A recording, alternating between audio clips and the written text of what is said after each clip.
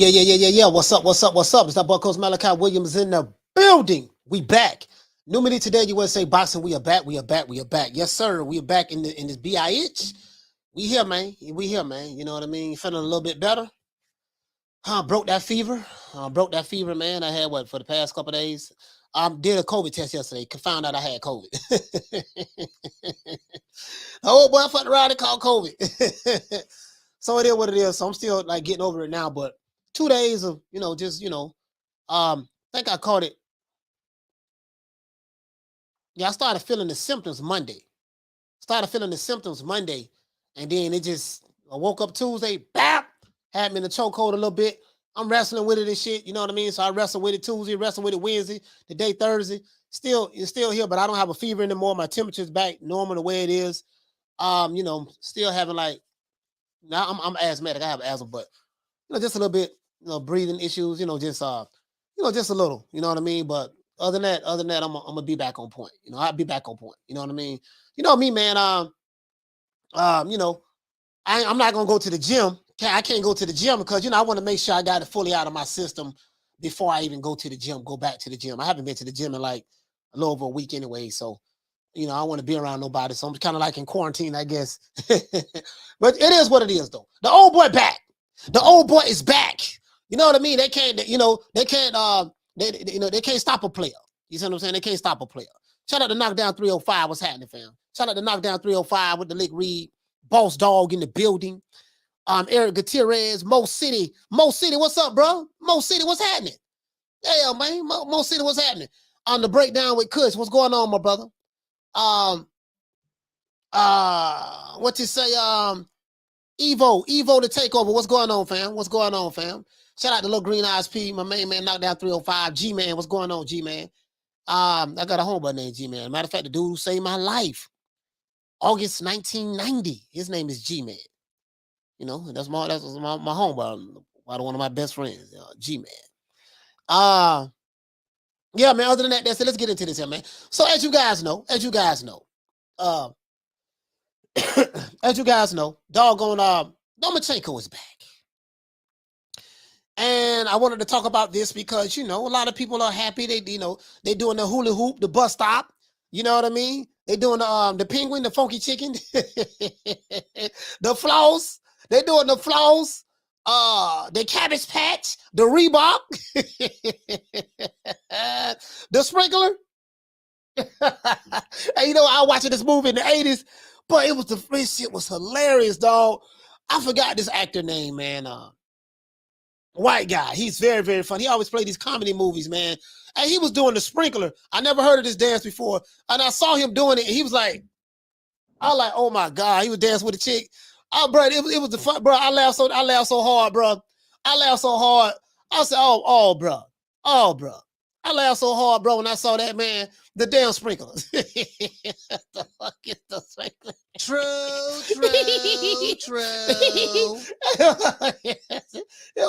He ain't doing a sprinkler. He was doing the sprinkler. He was doing the sprinkler. I was like, man, what the hell? Bro, I laughed about 30 minutes, though. I couldn't stop laughing, bro. The baseball bat. Y'all don't know nothing about the baseball bat.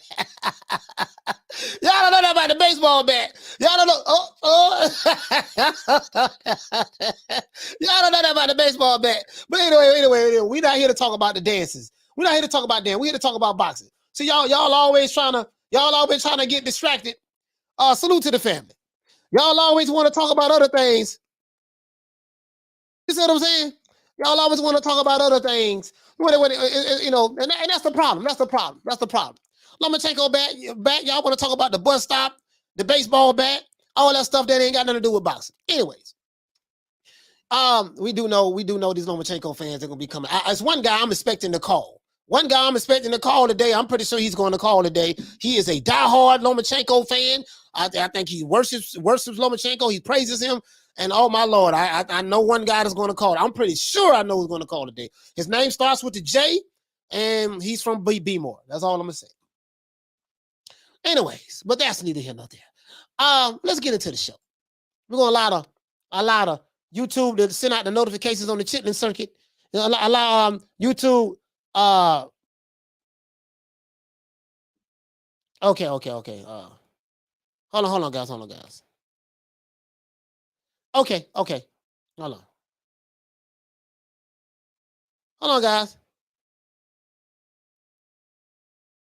on, guys.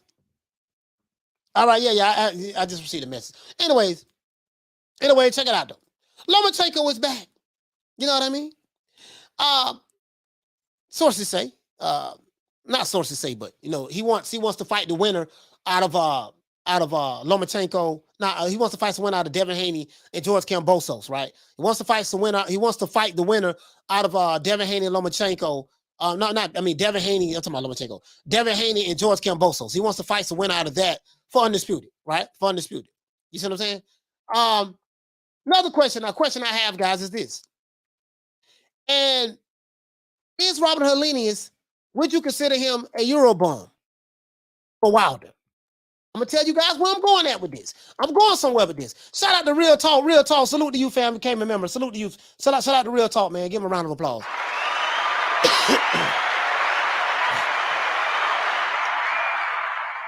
Yeah,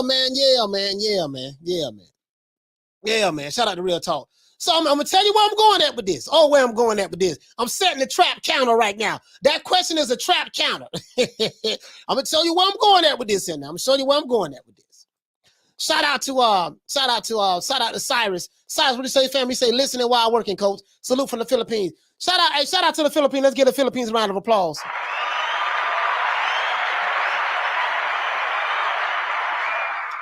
I'm going to show y'all where I'm going at with this here, bro. Yes. I'm going to show y'all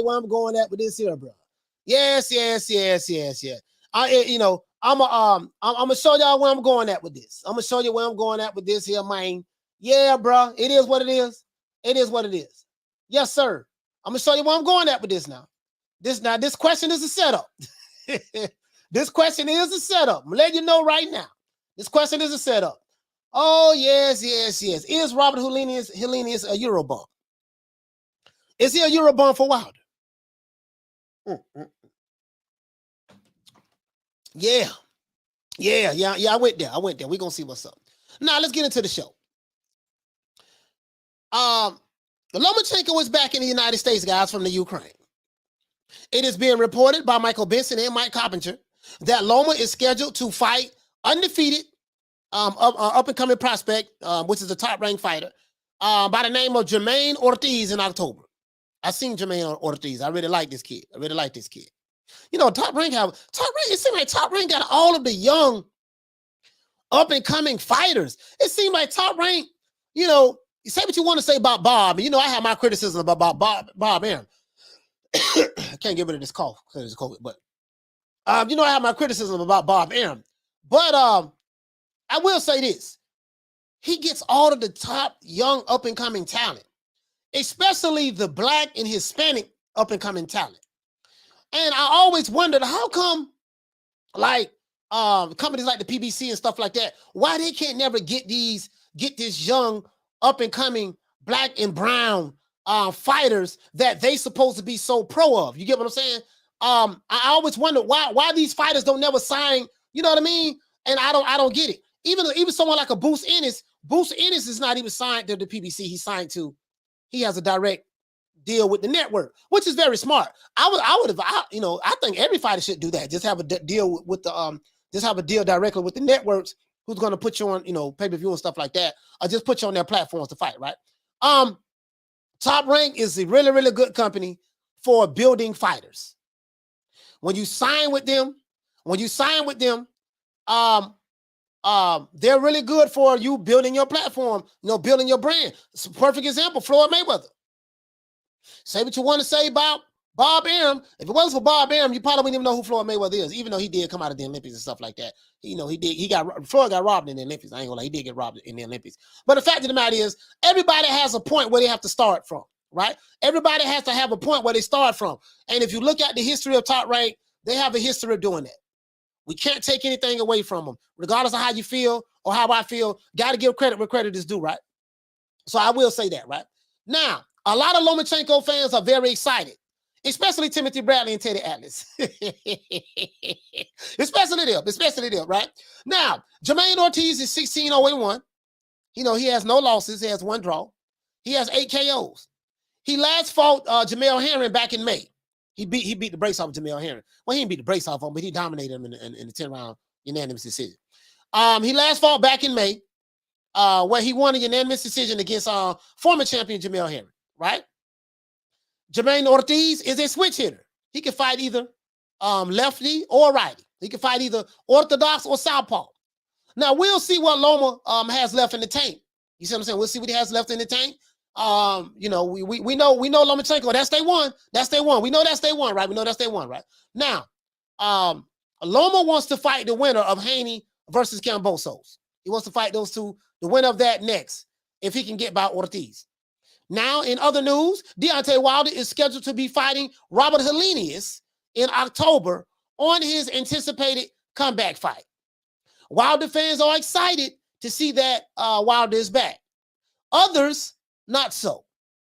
I want to see, me personally, I want to see if Wilder is the same after suffering 2 devastating knockout losses to Tyson the Gypsy King Fury. Some critics feel Wilder is fighting a Eurobomb in Robert Helenius. Oh, I'm going to tell you where I'm going at with this. Where am I going at with this, coach? Oh, this is a trap counter. I can promise you that this is a trap counter.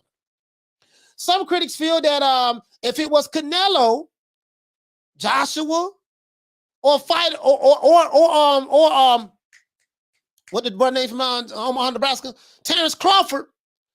Some critics feel that if it was Canelo, Joshua, Terrence Crawford fighting a European fighter, Mean Machine, Billy Joe Saunders, Callum Smith, you know, who else? Joshua would have fought. Anyways, I can't remember all the fighters who would be considered a Eurobomb that Joshua would have fought. But some critics feel that if those 3 fighters were fighting a European fighter, they would be criticized heavily for fighting a Eurobomb. I know this to be true. I know this to be a fact. I have a million receipts where certain people from certain communities have said this. As we know, there are double standards in boxing. But I want to know, how do you guys feel about it? Let's talk. Let's talk. You know me, I like to point out the double standards and hypocrisy, but let's get into it. Also, yeah, he said, you seen it's on Plant Darrell. Yeah. I see Caleb Plant. Caleb Plant is back. Vanilla Ice. I like what names I have for Caleb Plant. I call Caleb Plant the fake Vanilla Ice. I call Caleb Plant Rice Baby. I call Caleb Plant the fake Color Me Bad. I call Caleb Plant Robin Slick. You know, I had a whole bunch of names for Caleb Plant last year. But anyway, you know, all jokes aside, Caleb Plant a good fighter. He a good fighter. From the mean streets of Ashland, Tennessee. I think it's from the mean streets of Ashland, Tennessee. Some rando, he said, what you going at with this, coach? You're going to find out. You're going to find out. You're going to find out. You're going to find out where I'm going at with this.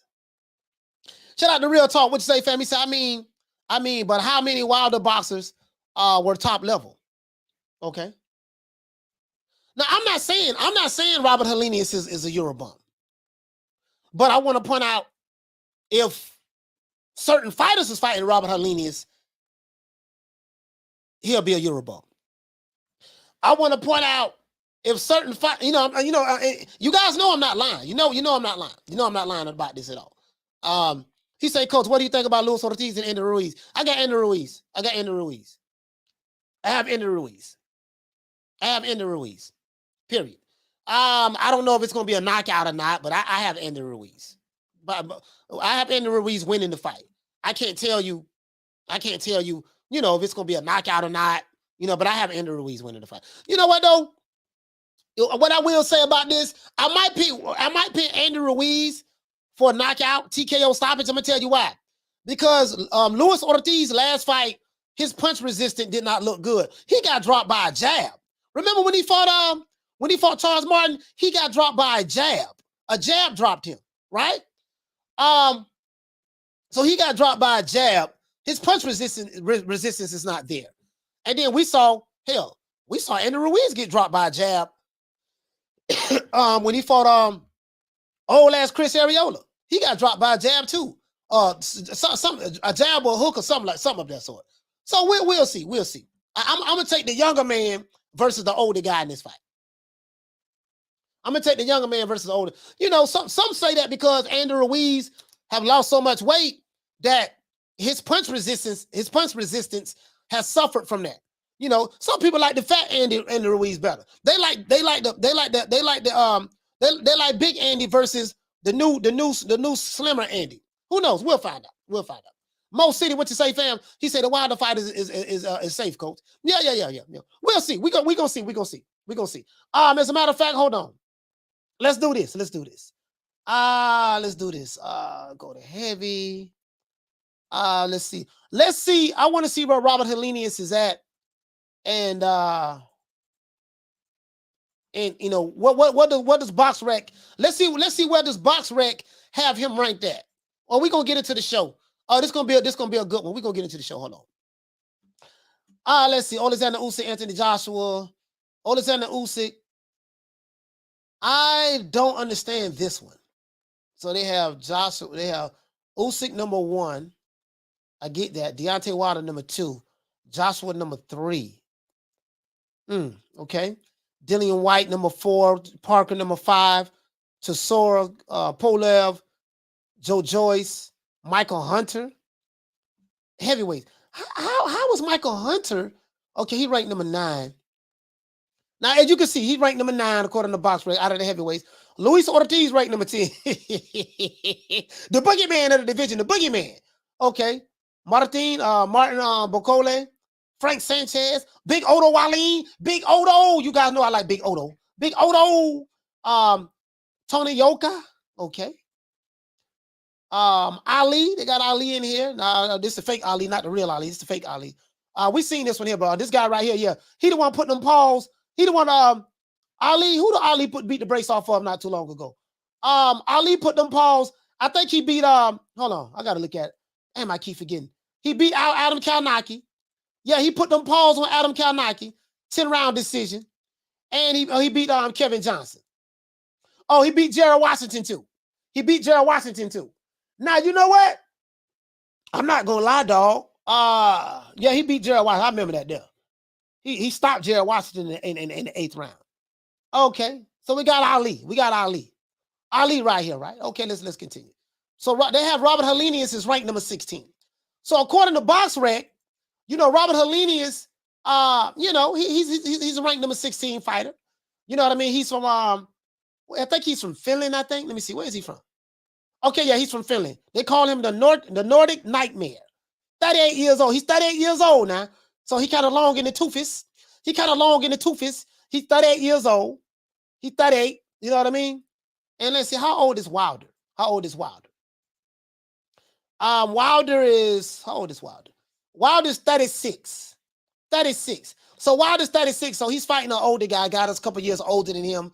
I'm not gonna lie to you guys. I have Wilder knocking out. I have Wilder knocking out the Nordic Nightmare. I have him knocking him out. I'm gonna tell you why. Drinking some cranberry juice, dog. I'm not gonna lie, dog. I just think his style is tailor-made for Wilder. The Nordic Nightmare. He didn't look all that against Robert Kalnaki in the last fight. He's flat-footed. He stands right there. He doesn't fight in angles. And I just think that, his style of fighting, I think he's going to be right there in the middle for the beeline to get caught with that right hand. Now, what I'm looking forward to is this. When Wilder fought Tyson Fury, there was a lot of things that Tyson Fury did in order to win that fight. And Tyson Fury fought like a big man supposed to fight. Basically Tyson Fury did what you're supposed to do. When you got a little guy, a smaller guy that's in front of you, you're supposed to maul him. That's what he did. Make the referee do his job. Tyson Fury mauled him. And then and another thing that Tyson Fury did, he put his weight on him. And then Tyson Fury, and you guys know, inside the ring, I love Tyson Fury. Outside of the ring, I can't stand him because he's nothing but a liar. So I don't like Tyson Fury outside of the ring. But inside of the ring, I'm not going to take anything away from him. So I like to focus on Tyson Fury inside of the ring. He brought so much. Tyson Fury brought so many tools to the table. You know, we ain't talking about the lies that was put on him about, you know, the glove gate and the conspiracy, the referee, Mark Brennan. We ain't talking about none of that shit. We all know that was a lie. We know that. But outside of all of that, I'm saying Tyson Fury is a good inside fighter, mid-range fighter, and outside fighter. So he has those three dimensions to his game. He know how to work behind the jab. He know how to set his shots up. In my opinion, Tyson Fury has the best feints in boxing. Well, the best feints out of all the heavyweights. They call it that Erky Jerky style, but you just never know when he's coming in. And I'm gonna tell you something else about him. He has excellent timing. Robert Helenius don't have none of that. Helenius don't have none of that. So Wilder doesn't have to worry about that with Helenius. Now, some people would say that, you know, Robert Helenius is a bootleg. I heard this one guy say Robert Helenius is a bootleg Tyson Fury, you know, because he got a bald head like Tyson Fury, and you know, people, you know, they say he a bootleg Tyson Fury. That shit was funny. Let me see. How tall is he? Oh, he's 6'6.5". He's 6'6.5". So him and Wilder is about the same height. Yeah, I see Wilder knocking him out. I see Wilder knocking him out. He said, Coach, did you see Caleb play a street fight? Yeah, I showed that. I showed that on the show last year. What to say, Kane? He say Tyson Fury a fool with his face. Yeah, nah, but let me tell you something. He good, dog. He good. Again, I don't like him outside of the ring, but inside of the ring, I'm not going to take anything away from him. And you know me, that's how I am with fighters. I'm not going to take anything away from you inside of the ring. I can't do that, right?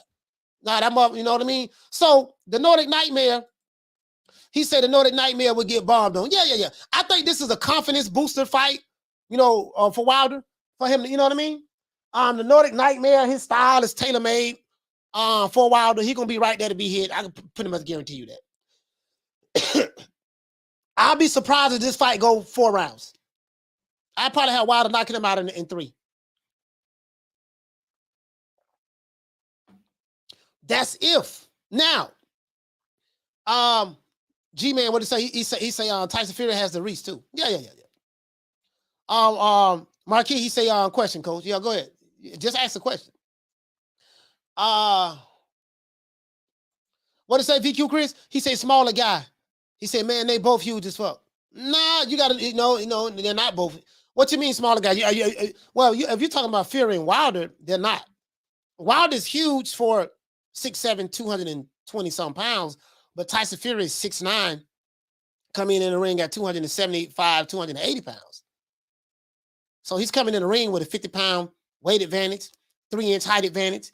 He has a monster reach advantage. I think he has like a 4 or 5-inch reach advantage. Like, bro, when you look at all you got to look at all of that. I mean, they're huge to you, but in comparison to each other, you got to look at all of that. Shout out to MC. He said, yeah, Helenius going to go to sleep. It should be a pretty competitive fight until Wilder lines him up.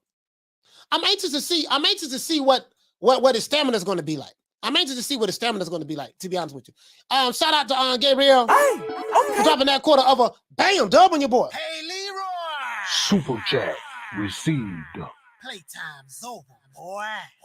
He said, hey, Coach, what do you think about Bill Haney talking shit about Loma? Loma's going to knock KO Dev. I don't think that Lomachenko is going to KO Devin Haney. I don't believe that at all. And 2, Bill Haney has the right to talk shit about Dev. If Lomachenko was talking shit about Devin Haney, what would your position be? If Lomachenko was talking shit about Devin Haney, would you take the same position, fam? I mean, that's his son. You know, you gotta understand that's his son. You know, if he's talking shit about Lomachenko, I mean, he has a right to talk shit about Lomachenko. That's his son. That has nothing to do with the fight. If they fight each other, you said if they fight each other, that has nothing to do with the fight. Dad's talking shit. You know, dad's talking shit. You know, it is what it is. You know, we see this all the time. But you know, if Lomachenko was talking shit about Devin Haney, I'm pretty sure you'll probably be cool with that, my brother. But I haven't heard anything about Bill talking shit about Loma. But if he did, so what? That ain't got nothing to do with the fight. The 2 men still got to get in the ring and fight each other if they fight each other. You get what I'm saying? Down from the bar, there's a platform stage. People pimping, sharp as razor blades. You say on conspiracy theories aside, how was Tyson seemingly able to get stronger as the fight progressed? or does he weaken his opponents that much? You know, he's a world-class fighter. He's a world-class fighter. As a matter of fact, you got to look at this too. A question I have for you.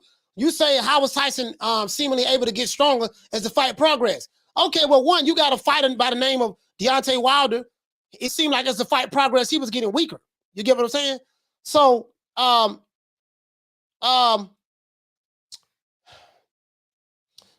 which fight are you talking about? Are you talking about that third fight? Marquez, are you talking about that third fight or that second fight? The second fight, Tyson Fury, Tyson Fury didn't really look all that good. Not the second fight. The third fight, Tyson Fury didn't really look all that good, to be honest with you. But I think his heart, his determination to win is kind of like what won him that fight. Because he got, you know, after he dropped Wilder 2 times in the third fight, Wilder ended up dropping him twice in the 4th round. I think the 4th or 5th round. You get what I'm saying? He ended up dropping him twice in the 4th or 5th round. And it was at that one moment in time, it looked like Fury was going to quit. He got dropped, and I saw him breathing real hard. And I think the referee turned around and told Wilder to go to the corner. And Fury had those extra seconds, and he ended up getting up, and he recovered. One thing about Tyson Fury, he has really, really good recovery.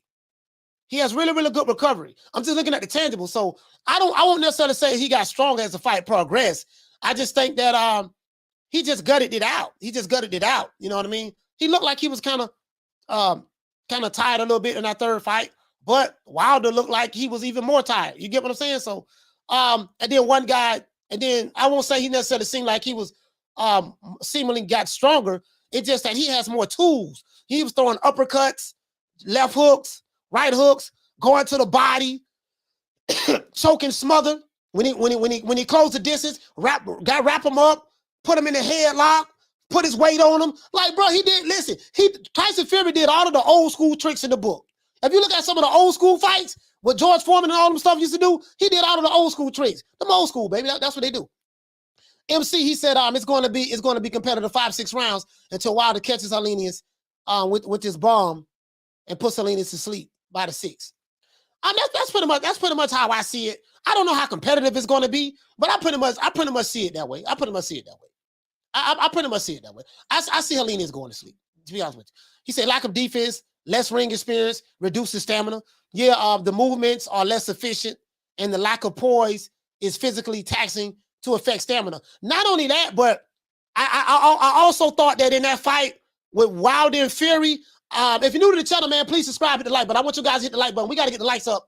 Cause we y'all been slipping on the pimping when it comes to the likes. We got what the hell is going on? We got 275 people in here, man, and less than 100 likes. This is unacceptable. You know what I mean? Yeah, we got to get the likes up. But I think, hey, shout out to Eric Gutierrez, H-Town in the building, H-Town in the house. Eric Grimes said Helenius can punch. He a live dog. You know what though, Eric? That's a good. I like the way you said that, right? But hold on. Pugilism. Let me address what you said. I thought that when Wilder fought Fury, especially if you look at the first fight and then look at the second fight, it looked like he was having an anxiety attack. I think the reality of the situation finally sunk in, and it looked like, and I think that played a part in him gassing out. Same thing with Joshua. I think Joshua goes through that as well. When something happened to him after that and the Ruiz fight, it's like when he get caught with a good punch, anxiety, because you can see it in their eyes. When their eyes go to looking wild like this here, you can see that. And if you look at Wilder, his eyes was looking like that. That's I think that's a sign of anxiety and the moment. I think the realization is here now. You get what I'm saying? So I think that had a lot to do with it too. You know, when you gassing out in 3 rounds, I mean, I think that had a lot to do with it as well. You see what I'm saying? So, in my opinion, bro, I think that plays a big part in your stamina as well. Boss Dog, what did he say? He said, Coach, Helenius was Wilder's sparring partner. Yeah, exactly. He's fighting his sparring partner. Helenius is his sparring partner. That is true. That is true, Boss Dog. True. That is true. Jaime Rivera, what did he say, family? Say Fury fought him like a real big man supposed to. Exactly. That's what you're supposed to do. You said, and listen, anytime you got a little smaller dude in front of you, you're supposed to mud him. Mud him. I'm going to mutt you, dog. You know what I mean? Look here, you ain't got no business in the ring with me. I'm going to mutt you. You know what I mean? Especially if you're fighting a fighter who is very limited. He don't know how to go to the body. You know, he only has one tool. He don't go to the body. He doesn't know how to work his jab. So it was very, very, you get what I'm saying? Robert Helenius, I don't know, man. I don't know. Maybe this could be me, guys. Maybe I'm just underestimating Robert Helenius. Maybe I'm not saying.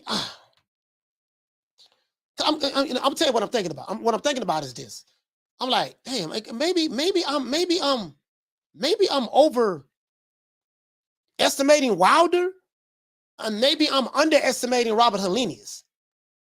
I'm questioning myself right now because it's a possibility. It's a good possibility that I'm doing that.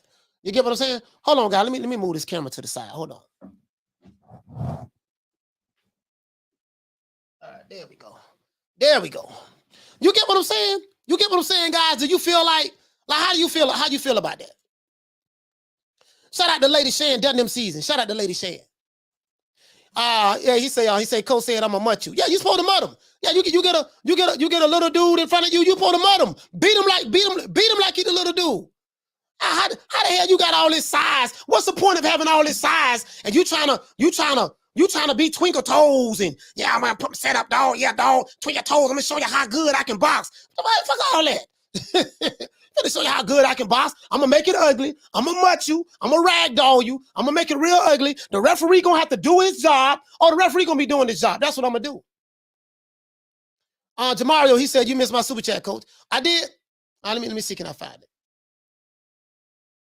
Shout out, sorry about that, Jamario. Thank you for reminding me. Shout out to Jamario for dropping that $2. Bam, super chat on your boy. Hey, Leroy. Super chat received. Playtime's over, boy. He say Devin or Tank, better resume, coach and why. Down from the bar, there's a platform stage. People pimping, sharp as razor blades. Devin and Tank, better resume, coach and why. I would have to look at their records. Let me see. I have to pull up their records.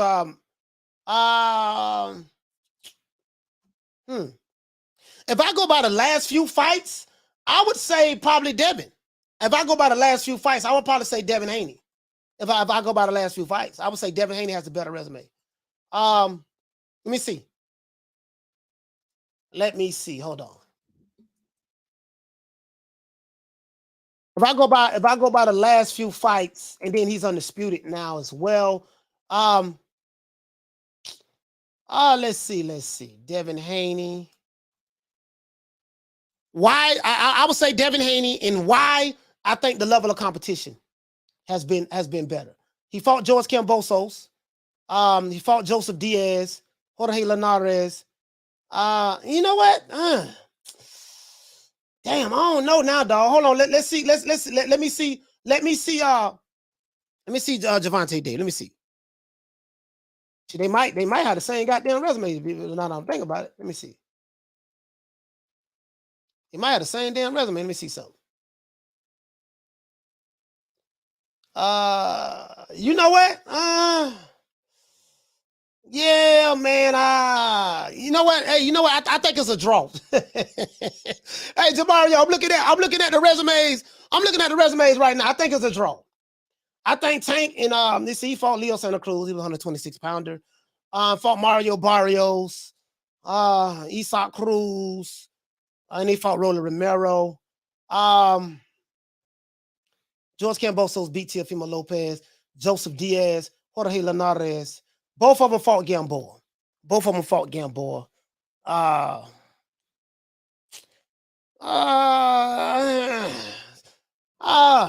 Hey, that's a tough one. Hey, I'm gonna say a draw. I'm gonna say a draw, fam. Fuck it. I'm gonna say a draw. Both of them. I'm gonna say a draw. Both of them resumes is very similar. Fuck it. I'm gonna just say that. Shout out to Damian Bennett. He said, "Good answer, coach." Yeah, I'm gonna say a draw. I'm gonna say a draw. Devin don't have a better resume than Tank. Tank don't have a better resume than Devin. Devin has an advantage over Tank because he's undisputed now. But other than that, I look at it, to be honest with you, dog, both of them got the same goddamn resume, in my opinion. He said Tank has fought better opponents. I mean, yeah, if you feel that way, you feel that way. I mean, if you feel that way, you know, I'm not here to dispute that. You know, if that's the way you feel, that's the way you feel. How you feel is subjective to you. For what I'm seeing, it's subjective to me. Both of them look like they got the same goddamn resume. I would give Devin the edge because he's the undisputed champion right now. So I don't think no one can deny that. He said, ain't no unified champions on Tank's resume. You know what? You're right about that. That's a good argument. You know what, Chuck? That's a good argument. Devin Haney did beat a unified champion. That's a good argument. I can't argue that. That's the truth. That's the truth. I can't argue that. You said, and Devin is younger. That's another fact. That's another fact. That's another fact. True. That's another fact. Devin is younger and he fought a unified champion. That's another fact. That's another fact. Butch the Can Man Cassidy. What's up, fam? He said Tank fought that judo fight. Hey, look here, man. We ain't gonna be going through all this. Hey, look here, man. We ain't gonna be going through all this Devin and Tank beef today. We're not going through the Devin and Tank beef today. Y'all with the bullshit. Y'all, we ain't going through the Devin and Tank beef today. Hey, let me turn this fan on. I'm hotter than the motherfucker. Now, I probably need to leave it hot because I'm still trying to get over this COVID. So I need to leave it hot. I'm feeling a whole lot better, though. I'm feeling a whole lot better. One thing about this COVID, like the shit I had, you had the chills. I was having hot flashes. I was wearing a hoodie like this here. In Florida, it's like 90-something degrees. And then with the humidity, it's like 100-something degrees. So it's like 100-something degrees outside with the humidity. And I have a sweat on, and I wasn't even sweating or nothing. So, but anyways, the old boy, they can't keep a player down. Had me down for 2 days, but I'm back. Anyways. But yeah, man.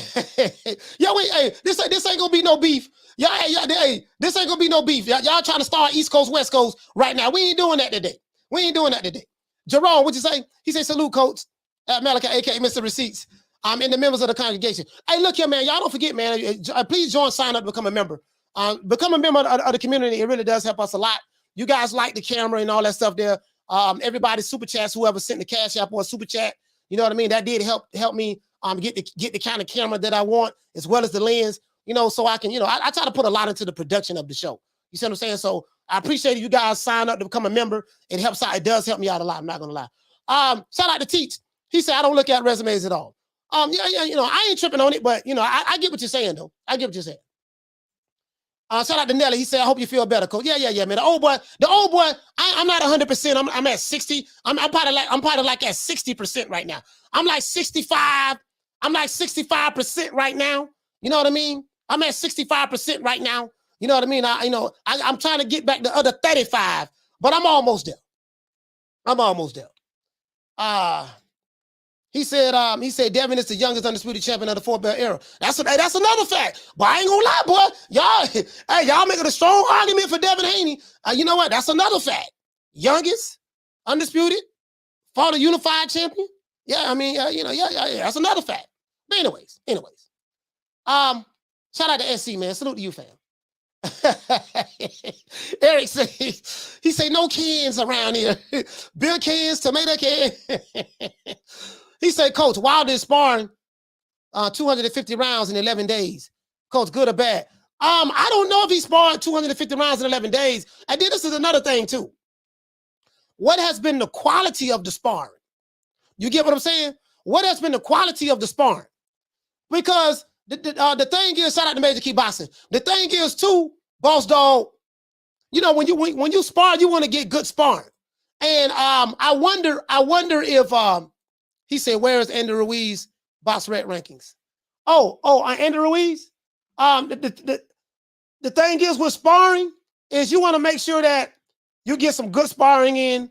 A lot of times those guys come in from sparring, they don't, they may tell them, hey man, we don't want you to go too hard on our guy. Just give him some good work. Pause. Just give him some good work. So sometimes you can get a sparring partner in there, and he might be a tomato can, but you might get a sparring partner in there, and they're telling them not to go too hard. Don't push the fighter too hard. Stuff like that. Like when Tyson Fury was sparring and getting ready for Wilder, he was training with Jared Anderson, Jared Big Baby Anderson. The jitterbug here from Ohio. That jitterbug there, the real deal. He's gonna be the future American heavyweight champion, in my opinion. I think he have all the tools, and he signed the top rank. So I think he's going to get that shot. You get what I'm saying? So, and I think Wilder was sparring with like the Nordic Nightmare, Helenius, Michael Hunter. We see my dog not Trevor Bryan. We see my dog Johnny Rice put them paws on Michael Coffey twice. I remember. I'll never forget. Nestor Gills was capping so hard for Michael Rice. Yeah, man. Not Michael Rice. Michael Coffey. Yeah, Michael Coffey. He sparred with Deontay Wilder. Boy, the Michael Coffey, boy. Michael Coffey is the real deal. Man, come to find out, Michael Coffey was straight trash. True. Hey, remember when we had Johnny Rice on the show? I'm gonna get Rice back on the show. Remember when we had Johnny Rice on the show? And I was asking Johnny Rice, I said, yeah, man, you wasn't nervous? You wasn't nervous knowing that you was fighting? You was fighting Michael Coffey. Michael Coffey is the sparring partner of Deontay Wilder. You wasn't intimidated by that? He said, yeah, I was kind of worried a little bit. Anybody know Johnny Rice? Johnny Rice is very articulate. He's a very, very funny guy. He's very funny. Much love to Johnny Rice. He's very, very funny. But he said, yeah, I was kind of worried just a little bit because I know he do spar with Wilder. So I figured I had something I had to, maybe he learned some tricks of the trade for Wilder. Man, Johnny Rice beat the brain.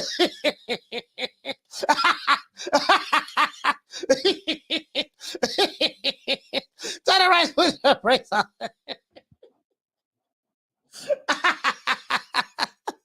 Johnny Rice beat the brakes. Whooped him twice. Hey, knock down 305. You hit the nail right on the head. Who you sparring matters. So that's the question I have for you on that, boss dog. Okay, yeah, you can do 25 rounds, 250 rounds, but who you doing 250 rounds with? You know, you see what I'm saying? You know what I mean? You got a bunch of pork chop willies, shorty big nuts, hog head cheeses coming in there. You get what I'm saying? So I would like to know who you spar matters. Who you spar matters. Yeah, that shit was funny as hell though, bro. That shit was funny as hell. They were talking about Michael Coffey. Man, that man was straight trash. Johnny Rice. Hey, Johnny Rice was beating the brakes. Hey,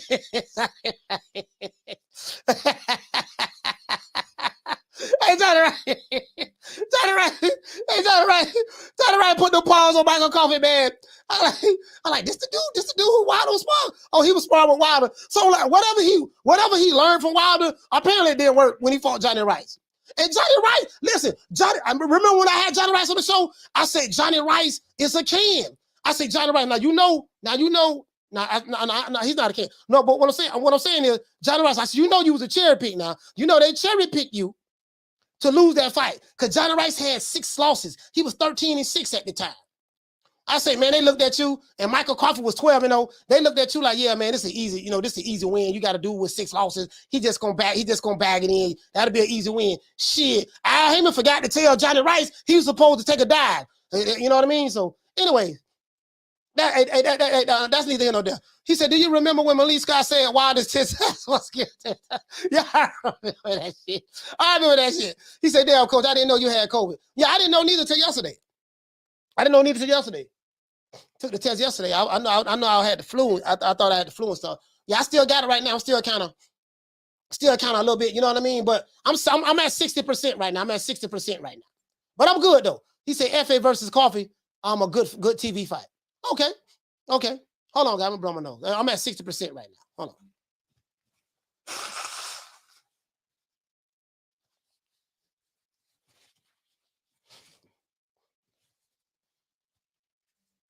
I know I'm hotter than the motherfucker, man.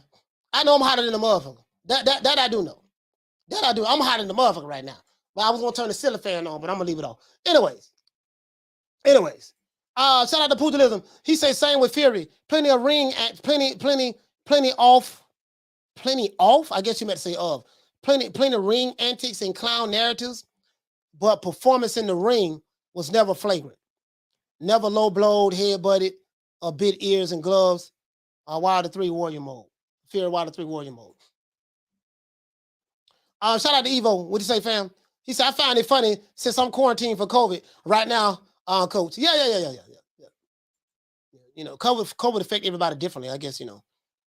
He said, let's see if COVID travels like our voices over this internet. Yeah, man. Yeah, I appreciate that, fam. Yeah, good. Well, yeah, I'm good. I'm Gucci, baby. I'm Gucci. I'm built for it tough, baby. I'm built for it tough. You know what I mean? When they built me, he said utilize the mute button, coach. Oh yeah, he's talking about I blow my nose. Yeah. Baltimore Racks. He said, coach, did you see the boxing voice with Jamaine Ortiz? He said, and that's pumping them up. I think Loma going to beat the brace off of him. And you know what, Baltimore Racks? I'm gonna be honest with you, dog. I'm gonna be honest with you. Jamaine Ortiz is good, dog. He good. Not gonna lie, dog. He's good. He's a good young jitterbug. I think he's 26 years old. Monroe, what it do, Monroe? Salute to you, fam. I think he's 26 years old. You know, he's a switch hitter. You know what I mean? Now, he hasn't been in the ring with someone on the level of Lomachenko, so we're going to see. I think this fight go to distance, though. I think this fight go to distance. I'm telling you. I think this fight go to distance. The jitterbug, he's a live dog now. He's a live dog. I'm telling you, he's a live dog. That jitterbug, I don't see like 5 of his fights. Jitterbug, but he hasn't been in the ring with someone as skilled as Lomachenko. But that jitterbug there can. ABC, what did he say? He said Fury retired because he knew Wilder was coming back for blood.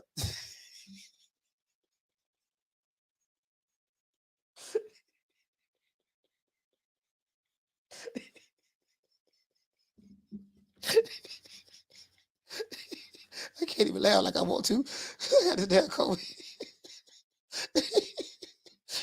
Are you serious? Are you serious?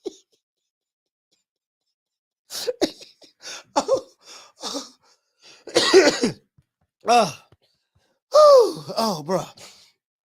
Bro, are you serious? Oh my God, bro, that's a joke of the day right there. That's a joke of the day. Pulls it up to say Jamaine Ortiz might use his size on Loma too. Loma is tough for every fight. You say for every fight out to close out his career with all the younger guys starting to peak. Yeah, and then you get what I'm saying? You get what I'm saying? Yeah. So I mean, yeah, jitterbug. You know, jitterbug gonna be, you know, jitterbug coming to fight, and then you gotta look at it too. He young. Yeah, man, look here, man. I'm fighting Lomachenko.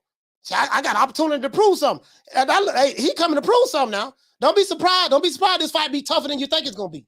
Don't be surprised if this fight, and then Teofimo Lopez already gave the blueprint. He gave the blueprint. So don't be surprised if this fight turned out to be tougher than Lomachenko think it's gonna be. But one thing I do like about Loma want the smoke. Loma want the smoke. I mean, he didn't want to fight Devin Haney a few years ago, but Loma want the smoke. From what I'm seeing so far outside of Devin Haney. We'll see what happened with that. But Jamaine Ortiz, like, nah, he's not. I don't look at him as a tomato can. I don't. Like, he could have came back and fought anybody but him. You know what I mean? So. Arnold, what you say? He said Fury retired because he nearly killed Wilder. Okay. But anyways, Alberto, what you say, fam? He said casuals will be casuals. Hey, I ain't gonna lie, that was funny though. You got to admit. Hey, you know what, man? Listen, that's another thing too, man. All the tenderonis out there that may be listening to the show. All the tenderonis that may be listening to the show. And something I want to share with you guys. My brother Big Papa has a PSA announcement for all the tenderonis that may be watching the show. And by the way, ladies, and I'm telling you the God's honest truth. By the way, ladies, I'm telling you the God's honest truth. By the way, ladies, I'm telling you the God's honest truth. I had a dream, and spirit confirmed to me in the dream that I'm supposed to have 2 wives. And since it came to me in my dream, it is official and it is authentic. It was approved by the heavens. They will not be the same complexion, because I don't want to be accused of being a light-skinned supremacist or a dark-skinned supremacist. So all you light-skinned women out there and dark-skinned women out there, if you're looking for a husband, get in contact with Big Papa. Get in contact with Big Papa. And while we waiting on that, I want you guys to hit the Cash App. Hit the Cash App, $FDMG School. Hit the PayPal, International Africans. As a matter of fact, let me put the Cash App up here. Hit the Cash App. For all of my international Africans out there, if you international and you are African, hit the I said Big Papa needs to eat before the keynote lecture tonight. The doors open in 2 hours and I need some Southern cooking. I said the doors open in 2 hours and I need some Southern cooking. He said, we love them tenderonis. Jamaine said, we love them tenderonis. Shout out to Jamaine. Knocked down 305 over there last. VQ Chris, he said it was approved by the heavens. True. It was approved by the heavens. So all the brothers in the chat tonight, let everybody know. Let all the tenderonis know. You see what I'm saying? That our brother Big Papa, King Kong Consciousness, Dr. Umar Johnson, is looking for 2 wives.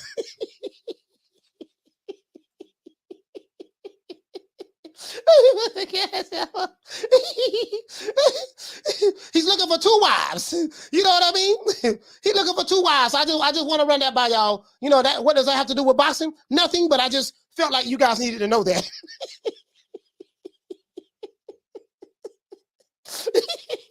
It ain't got nothing to do with Lomachenko. It ain't got nothing to do with Jamaine Ortiz. It ain't got nothing to do with Deontay Wilder or Robert Helenius. But it ain't got nothing to do with none of that. But I just felt like you guys needed to know that. That's all. Shout out Wahhabi. He said that people that come out, he said, come out of my city. You can't make this shit up.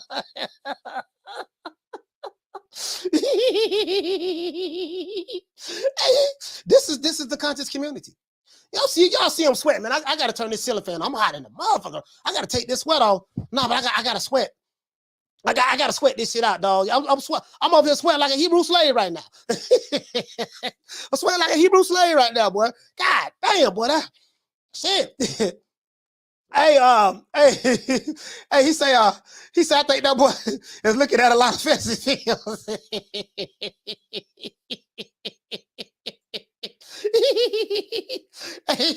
Yeah, man, it is what it is, man. Hey, the little green ass piece said, she said that's great news. Let all the tenderonis know. Let all the tenderonis, the honey dips, all the tenderonis and the honey dips. You know what I mean? Let them know that, you know, my dog is was shopping for wives. Hey, shout out to Kene. He said Teofimo was a bigger puncher though, and he not going to respect Ortiz's power. Listen, it doesn't matter if Teofimo was a bigger puncher. You know, Lomachenko's supposed to be in the Matrix. You get what I'm saying? It's supposed to be in the Matrix. You know what I mean? So, you know, but anyways, but that's neither here nor there. Oh, this is all I'm saying. This all I'm saying is this here. Shout out to the lady saying, she said, put your fan on. Yeah, I gotta put my fan on, shit. I'm hiding them up. Let me turn the ceiling fan on. Hold on, guys. Hey.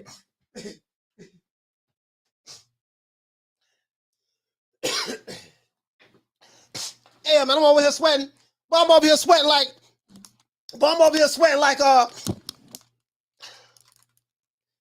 hey, I'm sweating. Hey, I'm over here sweating like a motherfucker. Anyway, yeah, man. God damn, boy, the ceiling fan feeling good right now. I'm over here sweating like a motherfucker. Anyways, he said monkeypox. No, I have COVID. Anyways, yeah, man. So the way I see it is this. The dude Jamaine Ortiz. You know what though, man? You said what you said, fam. You said that Ness was hyping up Jamaine Ortiz. You know, anytime Ness hype a fighter up, they get their ass whooped. You know, I ain't gonna lie, dog. I'm just saying, dog. I noticed a trend. Anytime Ness start hyping a fighter up, I think that's a telltale sign to pick against that fighter. Hey, bro, I'm dead ass serious. Now that I think about it, dog, he hyped up Michael Coffey. He got his ass whooped. He hyped up Wilder against Fury. He got his ass whooped.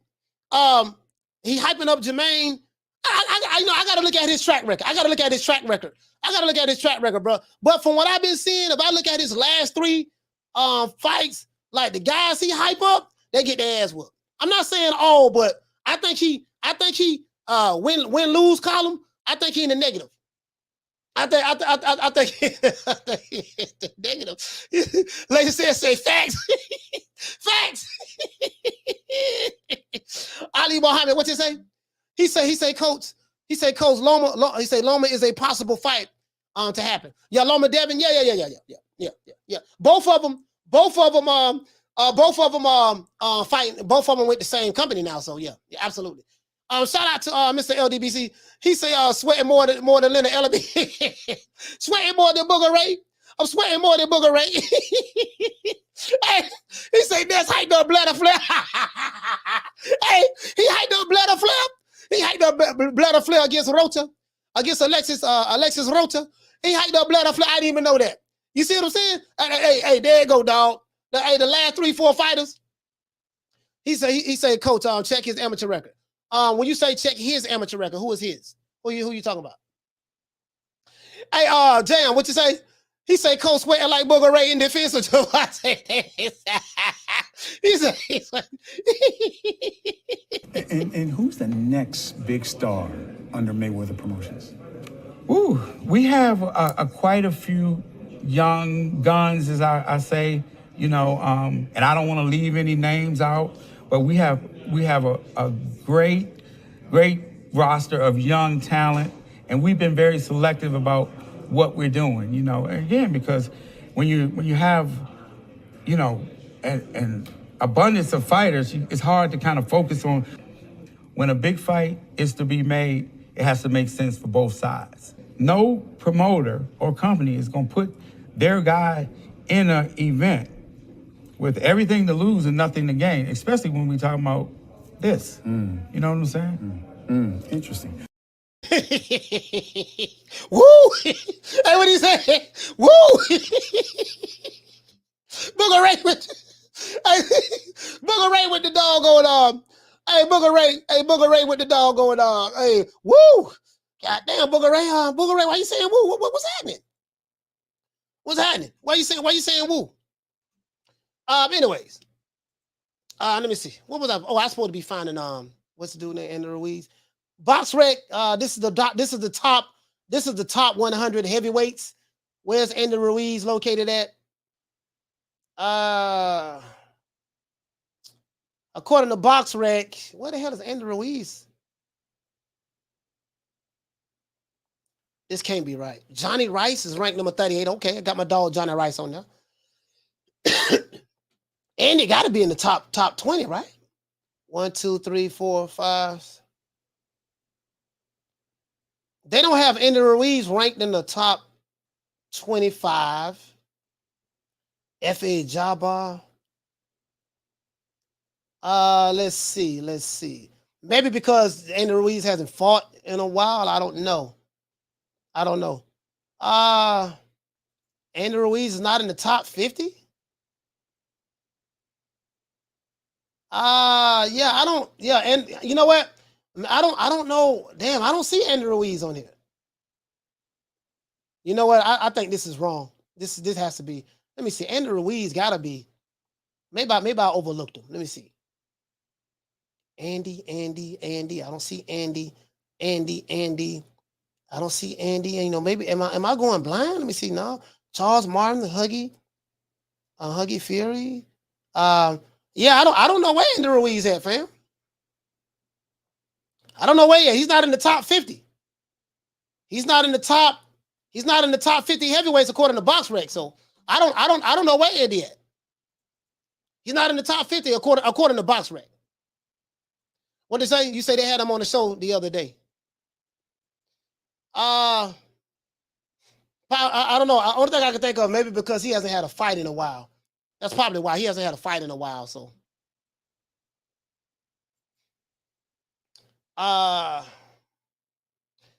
South Louis, what you say? You said exactly my point. On Box Rec, coach. Yeah. Yeah, I got you. What you say? You say I'm past. I favor Loma over Dev, but now I might slightly favor Dev. I'm not sure. Okay. All right. You know, we'll see. We'll see. So, the kid Jamaine Ortiz, you know, I think he gonna put up a fight. I don't see him getting knocked out. He's young. I don't think he's gonna get wore down or anything. He's young. He's hungry. He's gonna look at this. This is an opportunity for me to be the top guy, Lomachenko. If he can beat Lomachenko, that's going to skyrocket his career with Top Rank. So I think this kid is coming to fight. He's gonna be a live dog. I think it's gonna go. If it's a close fight, I think Loma, they're gonna give it to Loma. Loma gonna edge it out or whatever, but because he's the house fighter. He's the favorite. Even though Jamaine Ortiz. Hold on, guys. Hold on.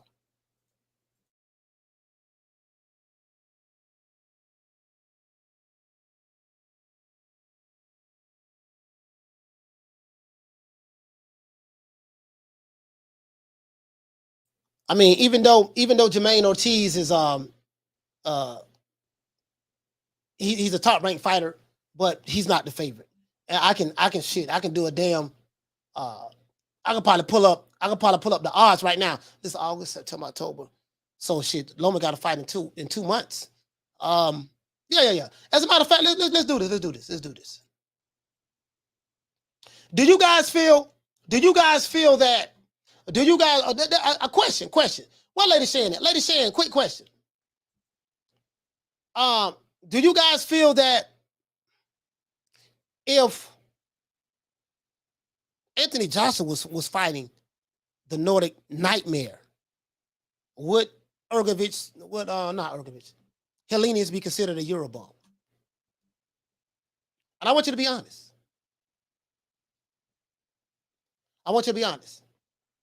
You get what I'm saying? Do you guys feel that way? I can already tell you how I feel. Yes, I feel that way. But that's neither here nor there. You say, Coach, Ortiz is nice. See how Top Rank builds fighters? Top Rank is I'm not gonna lie, dog. Like, I can't take anything away from them. They're known for getting the young fighters, and you know, they only can take them so far. You get what I'm saying? But they build them up. Lady Shan said no. Okay. You said no? Okay. All right. So you feel like if Joshua fought him, he wouldn't be considered a Eurobomb. Okay, all right.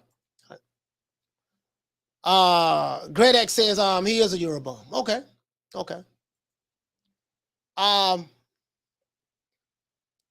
He said, imagine if Canelo fought him. Well, we already know. You know, Canelo fought Billy Joe Saunders. They said he was a Eurobomb. He fought Callum Smith. They said he was a Eurobomb. So we already know that. I'm asking a question I already know the answer to. Trust and believe. When I ask a question, I'm damn near pretty much already know the answer to it. So I already know the answer. I already know the answer. So knockdown 305 with the safe family said WBC got ended ranked number 5. Okay.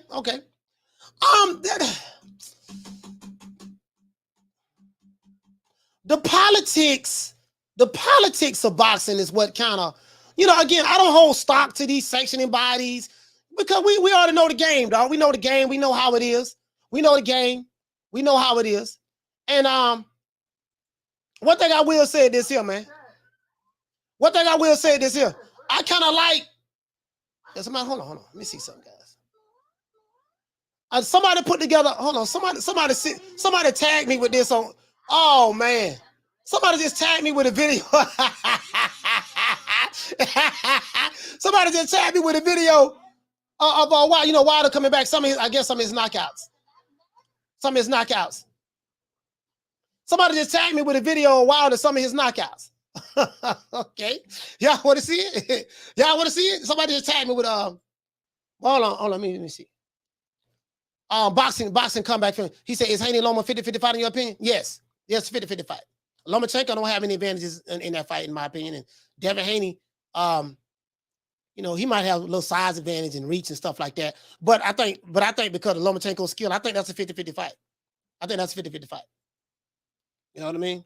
I think anyone that doesn't believe otherwise, you know, might be, you know what I mean? I don't know. Now, if you ask a diehard Lomachenko fan, they'll tell you that he'll knock Devin Haney out and he'll blow him out of the water. I don't think so.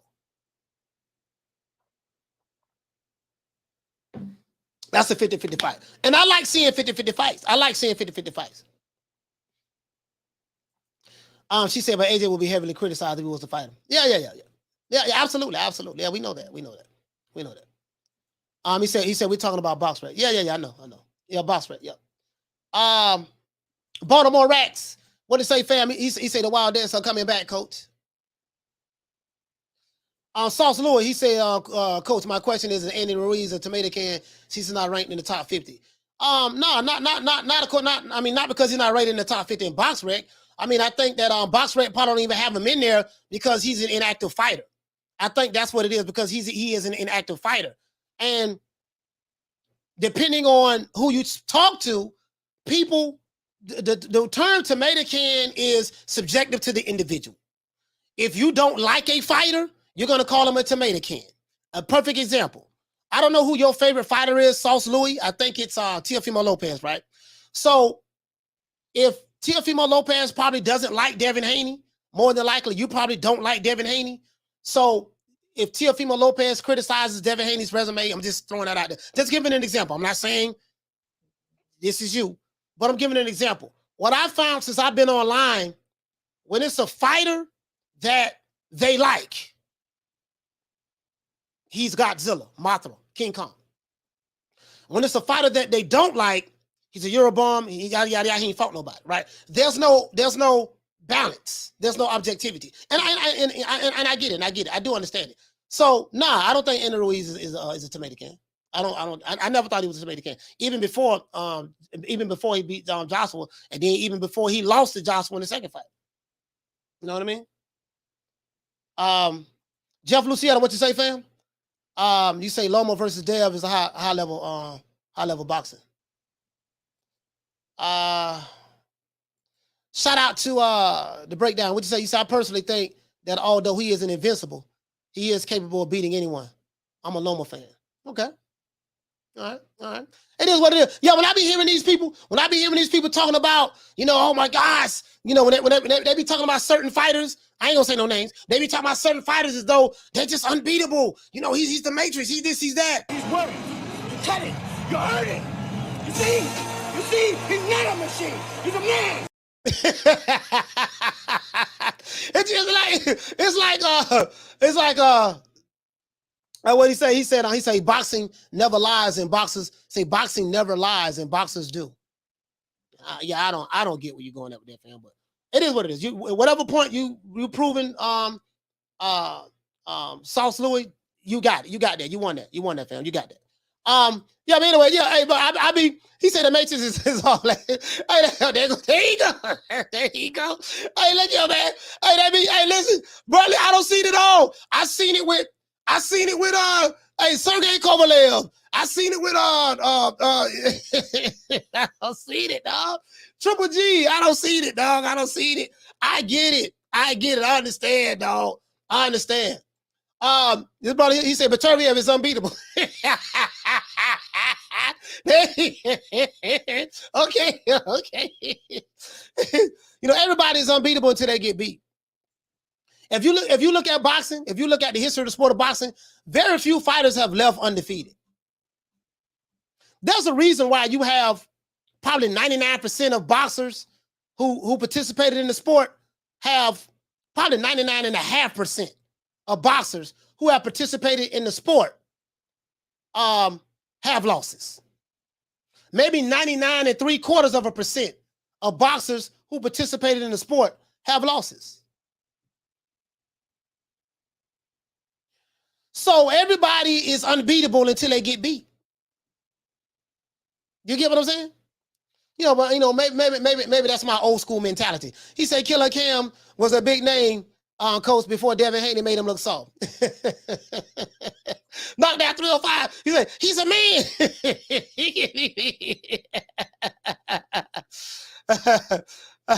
Hey, what to say, Sauce Louis? He said, I'm a fan. He said, I'm a fan of boxing, coach. Maybe like you. Not really a boxer. Oh, okay, cool. For sure, Sauce. Hey, look, that's nothing wrong with being a fan of boxers. There's nothing wrong with that. I just think that, everybody has to be, I've been watching it for a minute, and I get it. Everybody, they be talking like, bro, they be talking like certain fighters, dog. Certain fighters, I ain't gonna say no names. They be talking like certain fighters, dog. It's just, oh my God. And I think we get caught up in the moment. Like Beterbiev. Beterbiev is a monster fighter, right?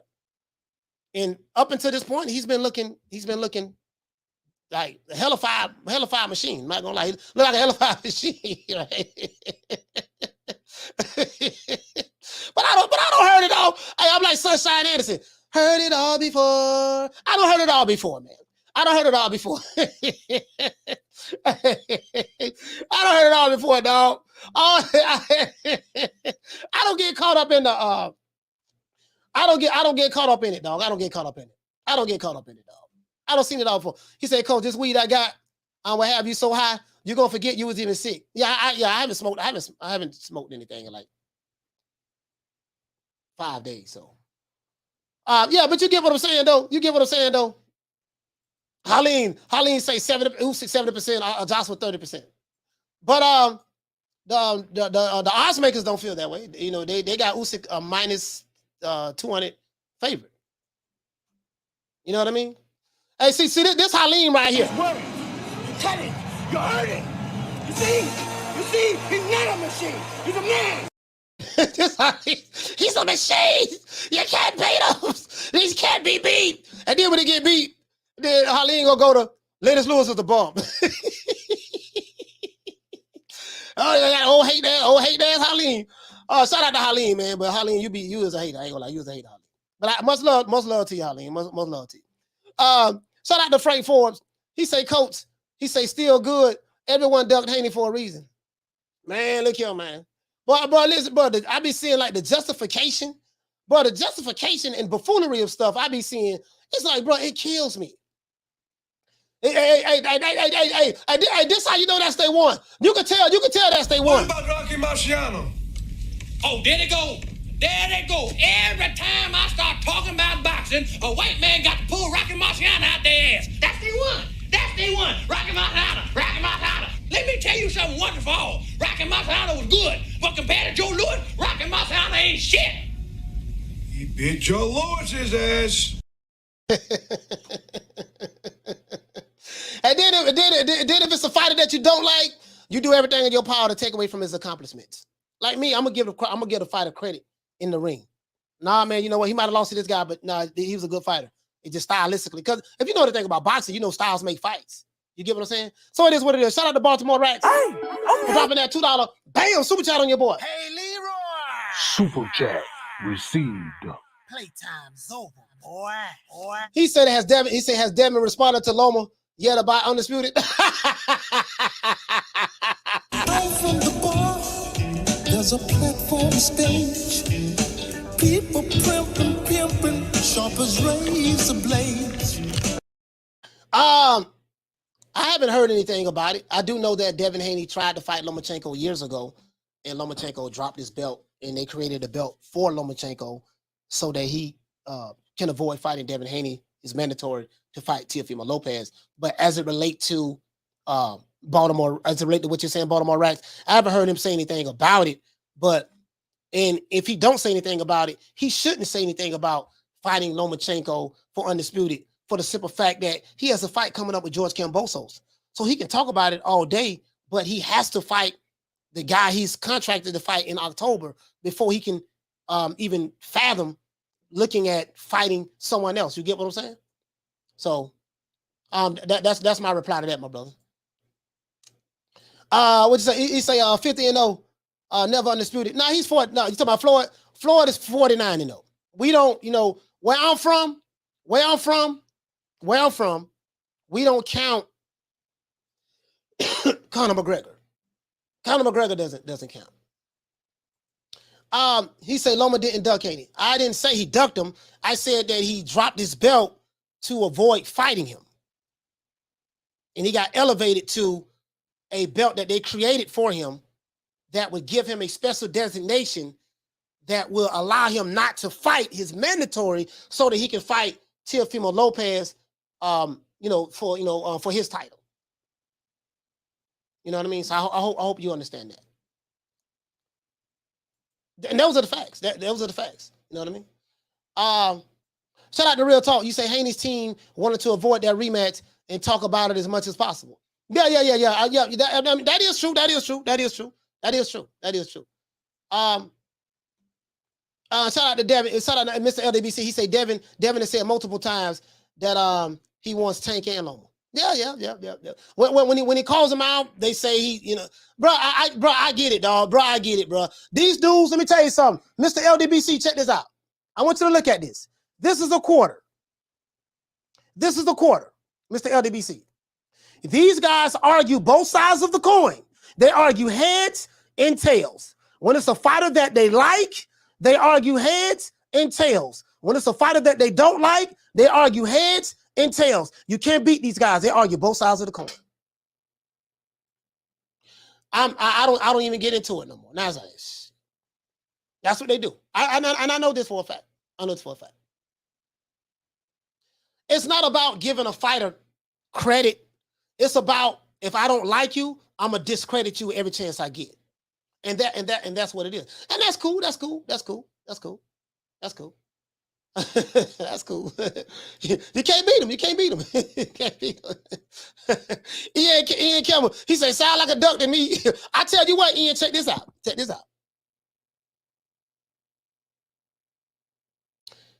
If Devin Haney gave up his WBC strap and accepted a belt that was created out of thin air for him to allow him to fight a unification match versus fighting Vasily Lomachenko, I wonder what the Vasily Lomachenko fans will be saying. True. Boom. So I flipped that. Shout out to some rando. He said Bill Haney's on video with Suleiman admitting to ducking Loma.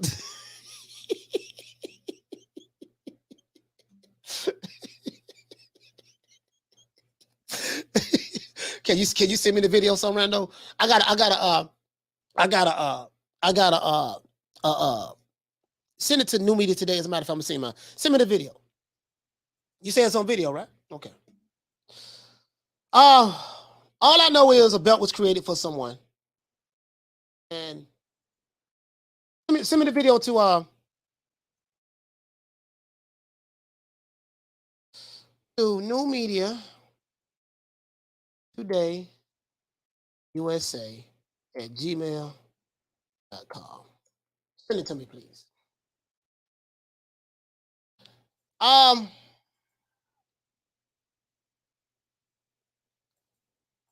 He said, Coach, pull up the poster for Teal versus Loma.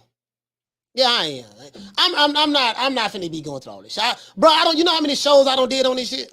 You know how many shows where I don't pulled up everything about Loma and T.O. and the franchise belt and the history of it I don't been down that road before. It doesn't change anyone's mind.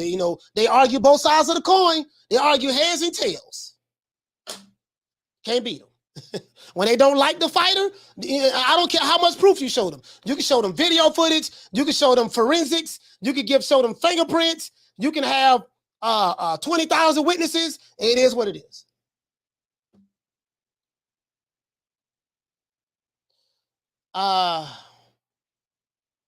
Can you send me the video, please, sir? Yes, it's on video. I'll send that email. Yes, sir. Please send me the video. All I know is a belt was created for a guy too, so that would allow him to avoid fighting another guy, and he went into a unification match. That's what I do know. I know that for a fact. Shout out to Mauricio Suleiman for causing all of this confusion, and it was Mauricio Suleiman's fault. Shout out to I don't know how to pronounce your name. I'm gonna just say the Code Keeper. Shout out to the Code Keeper. Hey, okay. For dropping that half for bam dub on your boy. Hey, Leroy. Super chat received. Playtime's over, boy. He said, "What up, Coach?" He said, "With your vast knowledge in boxing, can you break down Usyk versus Joshua?" He say, and can you play the Adrian Broner video, soft video? All right, yeah, for sure, man. Yeah, Usyk versus Joshua is very simple to me. It's very, very simple to me. Shut that soft ass shit up. And the best man Shut that soft. That's some soft ass shit. Shut that soft ass shit up. all that soft talking. I know you can do it, man. You got to, man, shut that soft ass shit up. The Usyk and Joshua was very simple. For one, Usyk is not a machine. He can be beat. That's one. Two, Joshua lost that fight because he came with the wrong game plan. His game plan, he tried to play chess with Bobby Fischer, right? He came in, you're 6'6", 240-something pounds, and you're trying to fight a heavyweight like a welterweight. That was his problem. That was the only problem, right? He came with the wrong game plan. Very, very simple for me. You're a big heavyweight. You didn't go to the body. The few body shots you did land, he didn't like it at all. The few clean shots you did land, Usyk backed up, circled them, reset, and then reset and reset. You saw him resetting several times in the fight, right? So for me, Joshua just came with the wrong game plan, right? He's a big guy. I think he should have took a page out of Tyson Fury's playbook. I think he should have took a page out of Tyson Fury's playbook. Anytime you are a fighter or a boxer, you fight to your strengths and not your weaknesses, right? And I just think that he didn't fight to his strengths, and that's why he lost that fight. And then I think up here, Robert Garcia had a video where he talked about I had to get here and Joshua mentality, his mindset. And I said this that night. I said, man, I say it has nothing to do with Joshua's physical tools. It has to do with everything up here. Up here, this is what it has to do with up here. So people who are picking Usyk to beat Joshua, they're not wrong for that. Because you don't know, because Joshua is looked upon as a weak-minded individual. He's looked upon as someone who's mentally weak, and I'm being honest with you, I like Joshua a lot, but he doesn't do himself any justice when he comes out and says, well, I want to try to show people, say that I can't box, so I want to try to prove to people that I can box. People said I was a pumped up weightlifter, and he's responding strictly to Tyson Fury. So I wanted to slim down to show people that I can do, that I can come in lighter and prove that I can box. So for me, that shows a sign of weakness. If you're an Anthony Joshua fan, you have to admit that. I'm a fan of Anthony Joshua, but I have to admit the obvious. This is what he comes out and says with his own mouth. So when you show mental weakness like that, it's going to be hard for people to believe in you. Because they look at it as though you don't even believe in yourself. So I'm anxious to see what Robert Garcia is going to be able to pull out of Anthony Joshua. That's what I'm anxious to see. And so you got that coupled with coming in there with the wrong game plan. So for me, whatever you did the first fight, do the opposite. Believe in yourself. It's a mindset. It's really the strategy comes from the mindset. You got to have you can come with a strategy all you want, but you got to have the mindset to execute that strategy in the game plan. You see how I do that? See, I'm able to do that with fighters that I like versus someone who loves Lomachenko so much, loves Usyk so much, they can't do that because they lack critical thinking skills. I understand, I get that, you know what I'm saying? But I'm able to do that because that's just what I saw. But yeah, shout out to you, fam. Shout out to you, fam. Shout out to Frank Forbes for dropping that half for bam, dub on your boy. Hey, Leroy! Super chat received. Playtime's over, boy. He said if Canelo ducked Charlo for dropping the belt, Loma ducked Haney for dropping the belt. I hope you get much better, Coach. Are you watching Joshua Usyk? Yes, sir. Yes, sir. Yes, sir. I am watching that fight. We're gonna go live. Down from the bar, there's a platform stage. People pimping, sharp as razor blades. Yeah, man. Fact of the matter is, you're right about that. The fact of the matter is, it is what it is. You make a valid point. If Canelo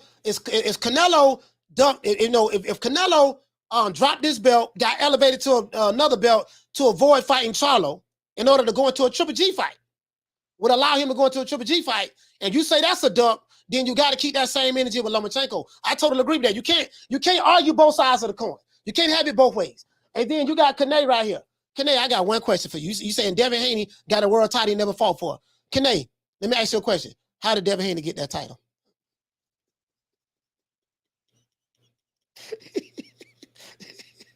Kane, I got $1 million question for you. If Devin Haney got a title he never fought for, how did he get the title?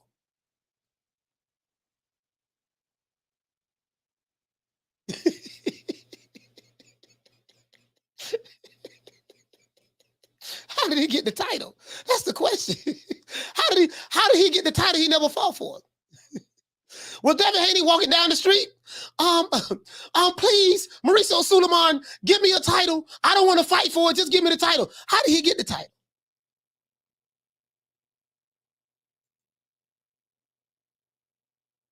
I'm waiting.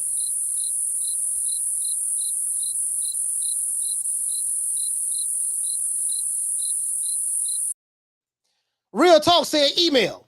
If he got the, okay, Real Talk, I got a question for you. If he got the title via email, how did he get it via email? I'm waiting. Real Talk and Kane, I am waiting. If Devin Haney got the title via email and he never fought for it, tell me, how did he get the title via email?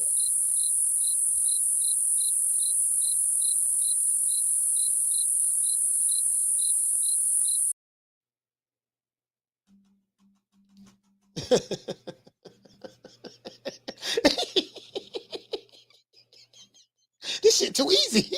This shit is too easy. He said that, coach. This shit is too easy. It's too easy. Real Talk say elevation. Loma dropped this title. And JT was handed, and he say, and JT was handed to Haney. Was it not? Yes, he dropped this title. He dropped this title. If Vasily Lomachenko never would have dropped this title, Devin Haney would never have received that belt via email. These are facts. True, true, true. So let me ask you a question. As a matter of fact, I even got to ask them more questions. He was elevated. Yeah, he was elevated to the French fries belt.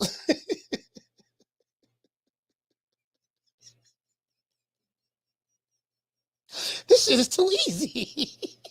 This shit is too easy, man. This shit is too easy, dog. Yo. Mr. LDBC say, hey, he was dunked. That's why the title. That's why he never fought for the title. This shit is too easy. Come on, y'all got to cover something better than that, man. Come on, something better than that, dog. Y'all got to cover something better. Y'all got to cover something better. He said Devin did his thing defending the belts and going to Australia, but to get a world title you never fought for and then beating a one-hit wonder. Sir, you still did not answer the question. Kane, you said he received the title he never fought for. Let me ask you a question, sir. I'm going to ask you again. You are avoiding a direct question. If Devin Haney received a belt that he never fought for, please explain to me, how did he receive that belt?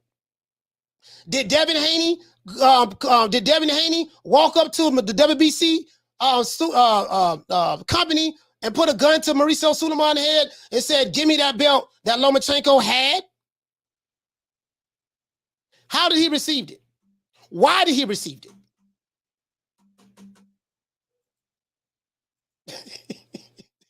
This shit too easy.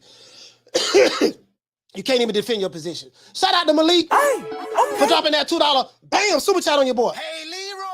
Super chat received. Playtime's over, boy. Malik Johnson said, we know you ride with Haney and dislike Loma. Sir, you still not answering the question, sir. Malik Johnson, you see how these guys deflect? You see how these guys deflect? I asked a specific question. You said, you know, I ride with Haney and dislike Loma. That's not true. Lomachenko's one of my favorite fighters in boxing. So you said, we know. You don't know shit, sir. You're lying. And I don't know how long you've been following me, but if you've been following me a while, you would know that. I asked you a question, sir. Malik Johnson, I'm asking you. I'm asking Real Talk. I'm asking Kane. If Devin Haney received a belt he never fought for, explain to me how DQ Chris, you too. You notice they never answer the question. They're deflecting now. How did he receive a belt he never fought for? Please explain that to me.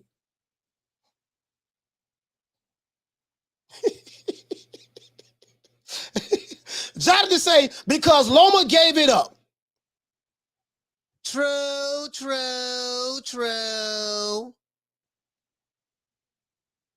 He gave up his belt. Kane said he ducked a mandatory to go for undisputed. You know, hold on. This is why I body you at again, Kane. This is why I body you at again. I got one body, and I'm finna get two bodies. I'm finna body the same person. No, you said you answered. You didn't answer it. Yeah, you answered it, but you answered it, but you know, as a matter of fact, your answer wasn't even the correct answer. Because you was right. You said he got elevated. So he gave up his belt. So Kane said that Loma dunked a mandatory to go for undisputed. Lomachenko, once you drop that belt, the fight he had with Teofimo Lopez was never for undisputed. You want to know how I know, Kane? There's only 8 fighters in the four belt division, the 4 belt era, that's ever become undisputed. Do you want to know who those guys is, Kane? Number 1 is Bernard Hopkins. When you look at the list, I'm not talking about ESPN or Top Rank. Now, Teofimo and George Kambosos, they might be ESPN undisputed champions.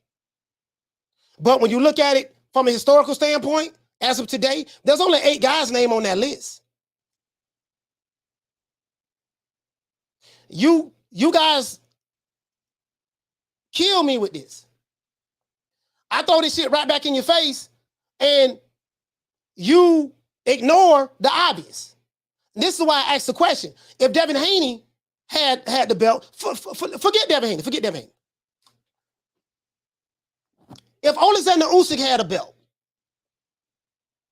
and he dropped his belt, and he got elevated to a belt that they created out of thin air, what would you say? No, forget Usyk. I got to say Haney because I know you don't like Haney, and that's fine. Fact of the matter is, I don't been down this road a million times. I'm not going to keep hammering it. You know what I mean? Fact of the matter is, he received that belt that he didn't fight for because the guy who had the belt gave it up. He gave it up. He gave it up. If he never would have gave up that belt, we wouldn't be having this discussion. And that's what you fail to realize. That's what you fail to realize. I get it. I get it. I know who you want. I know who you want. I get it. Shout out to Damian Bennett for dropping that half for bam, dub on your boy. Hey, Leroy! Super chat received. Playtime's over, boy. In my opinion, he said everybody's looking at it all wrong.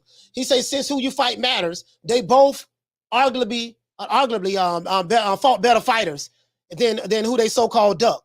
So how is either a duck? You know what, Damien, you make a valid point. You make a valid point right there, my brother. I have to agree with you on that. The only thing I'm saying is this, fam.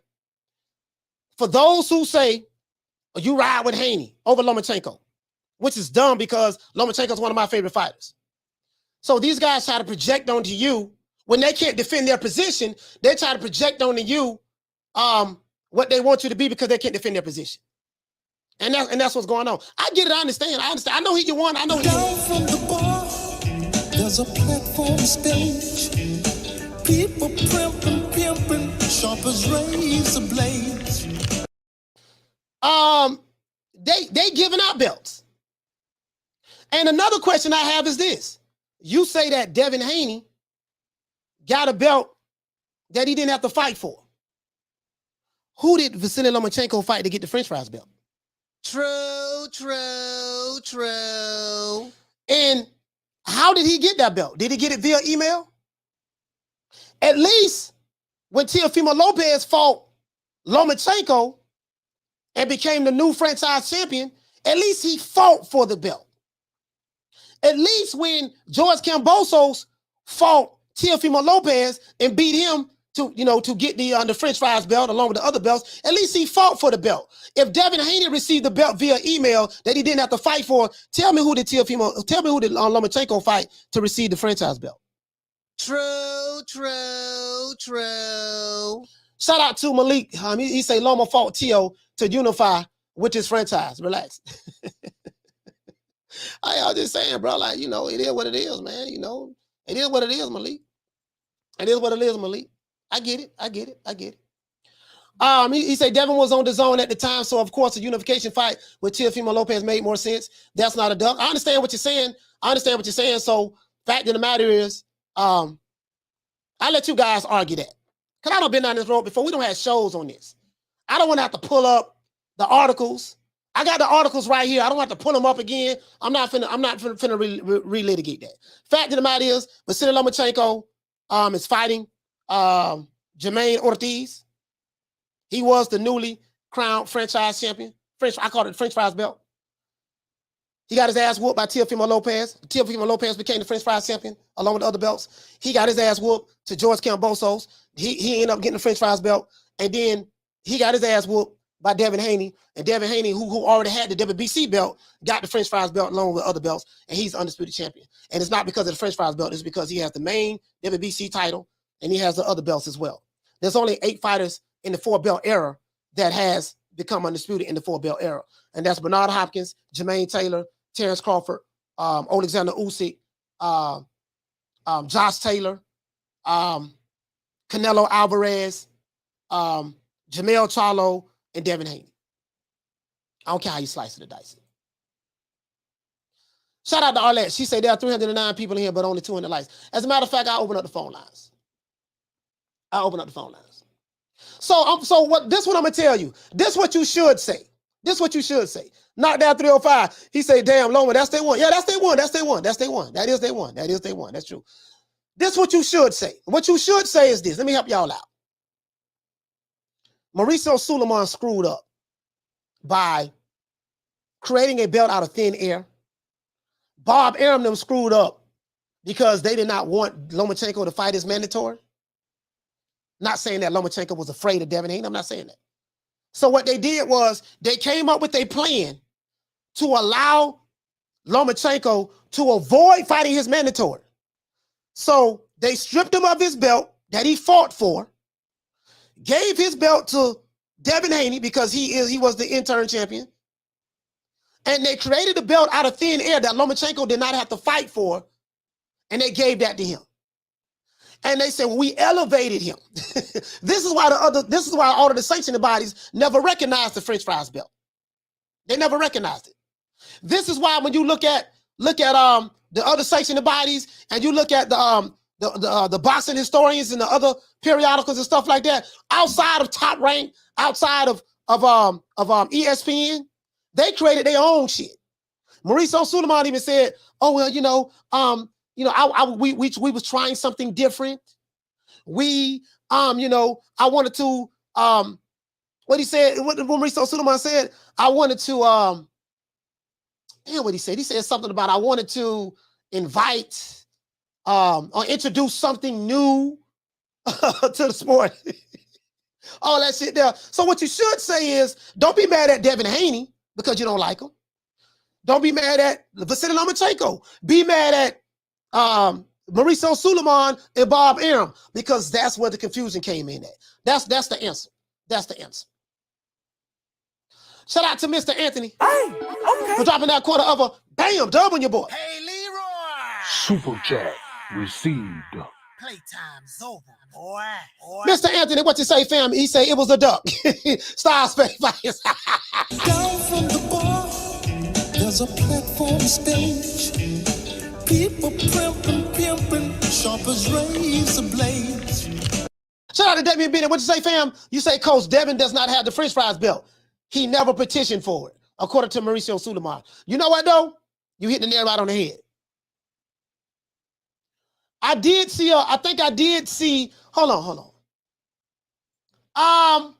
Damien, check this out, my brother.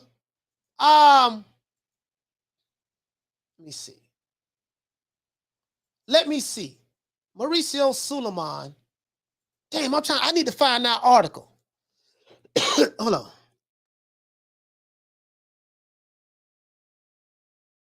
Let me see something.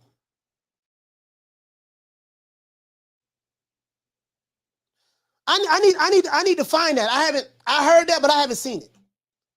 I need to find that. Is there any way you can hey Damien, can you send me that? Let me see. Oh, wait a minute. I think I found it.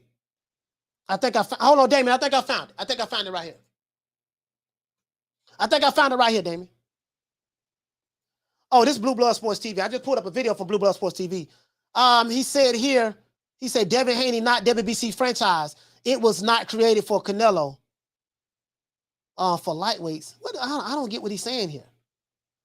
Hold on. I need to find the video from the from Mauricio Sudamar. Hey Damien, can you please send that to me, my brother? Can you please hey VQ Chris, what'd you say? He said we still talking about this. Hey VQ, you're right, fam. You're right, fam. You're right.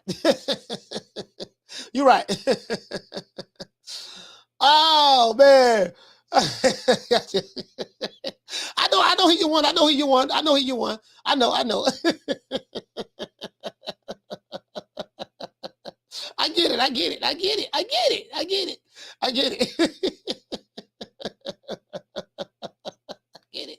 I understand. I get it.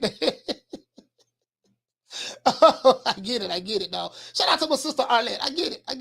I know that's your one. I know. I get it. But anyways, let's move on. What about Rocky Marciano? Oh, there they go. Every time I start talking about boxing, a white man got to pull Rocky Marciano out their ass. That's the one. Rocky Marciano. Let me tell you something wonderful. Rocky Marciano was good, but compared to Joe Louis, Rocky Marciano ain't shit. He beat Joe Louis's ass. Got some rando. Send it to me, fam. Send it to me.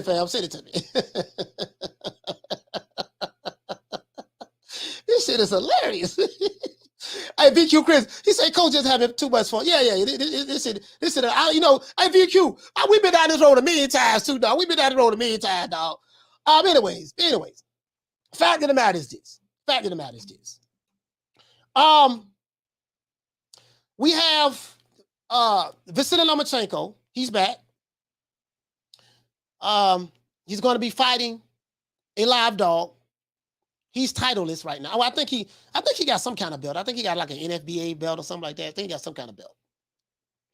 And according to Mike Coppinger, hold on, guys. Let me do this. As a matter of fact, hold on, I need to open up the phone lines. Damn, I'm sitting there talking. Why y'all ain't tell me I ain't had the phone lines open? Yeah, y'all ain't even say nothing. Shit, I'm sitting there talking and shit. Phone lines open. 530-494-9636. Let me remove this. Phone lines open. 530-494-9636. Let me go to Mike Coppinger. Hold on. Where's Mike Coppinger? As a matter of fact, now let me go to my. Let me go to my, because I think I retweeted it to myself. Hold on. Okay. Here we go.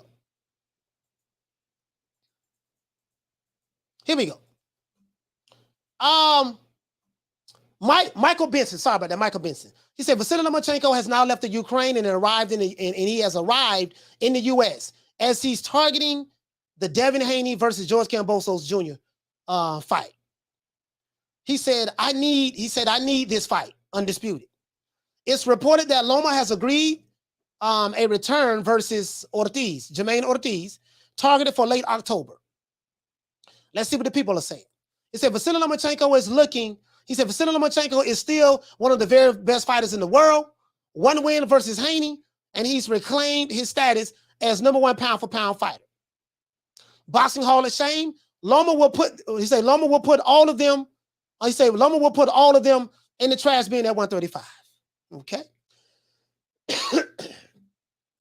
SSG World says I got Ortiz. Okay. All right. Let's see. He say this is weird. Loma, this guy here is very active. He say Loma, this guy here says Loma should fight top of the range Haney versus Tank. And anybody, Kane, call it to the show, fam. Call it to the show. Call it to the show, Kane. Call it to the show, fam. Call it to the show. Please do. Want to hear from you. Want to hear you defend your position. Haney already has a fight in October against Kambosos. Tank, this guy here brought up Tank. He said Tank don't want to fight Loma. Even Floyd said it. Let's keep Davis in-house. Okay. This guy right here said, God bless boxers in this sport like Haney and Loma who will fight anyone. Can't wait. Okay. This brother here says that Haney and Loma will fight anyone. I think Kane would disagree with that. Let's see. Loma wins the belts back first chance he gets. Okay. This guy right here says doubt it. All right. This guy right here said it means nothing unless it happens. Oh, this is when Loma got knocked down by Jorge Linares. Okay. I wonder if that makes him chinny because he got dropped. I don't know. He said the end result was a Loma TKO as he became a 3-division world champion. This is fact. So I always look at this, right? I look at like when people tell me, well, this fighter got knocked down, he got hurt, and this and that. I always say, what was the end result? I always ask, what was the end result? Because if you know anything about boxing, boxing is all about the end result. And when you fight, when you're having certain fights, you have to go through adversity in life in boxing, right? You might get knocked down, you might get hurt. But what is the end result? If the end result that you came out on top, what that shows me is you was a fighter that got hurt, you was a fighter that got knocked down, and you was a fighter that overcame adversity. Now, depending on which fan base you're talking about, when they look at someone, a fighter that they don't like that gets hurt, they say that he's chinny. When it's their favorite fighter that gets hurt or knocked down, they say that he's a warrior. They argue both sides of the coin. You cannot beat these guys.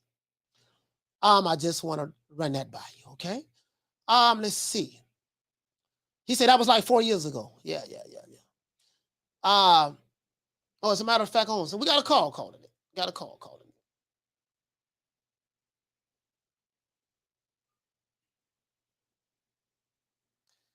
Caller, what's your name? Where you calling from? Caller, what's your name? Where you calling from? Oh, from Cali. Oh, from Cali. Talk to me. I just want to start off by saying, even if they was right and he had an email belt, he got all the belts now. But let's just say this. Since he got that belt that was forfeited by Loma, he went on to make 4 title defenses. So that should have cemented him as the champion for defending the belt that he received 4 times and then beating Kambosos. And the problem is they're trying to make Loma not look bad by vacating his belt. I like to use the example of, remember back in the day, in wartime, way back in the day, when the enemy was approaching your castle, right? It was either 2 choices. You defend your castle or you vacate.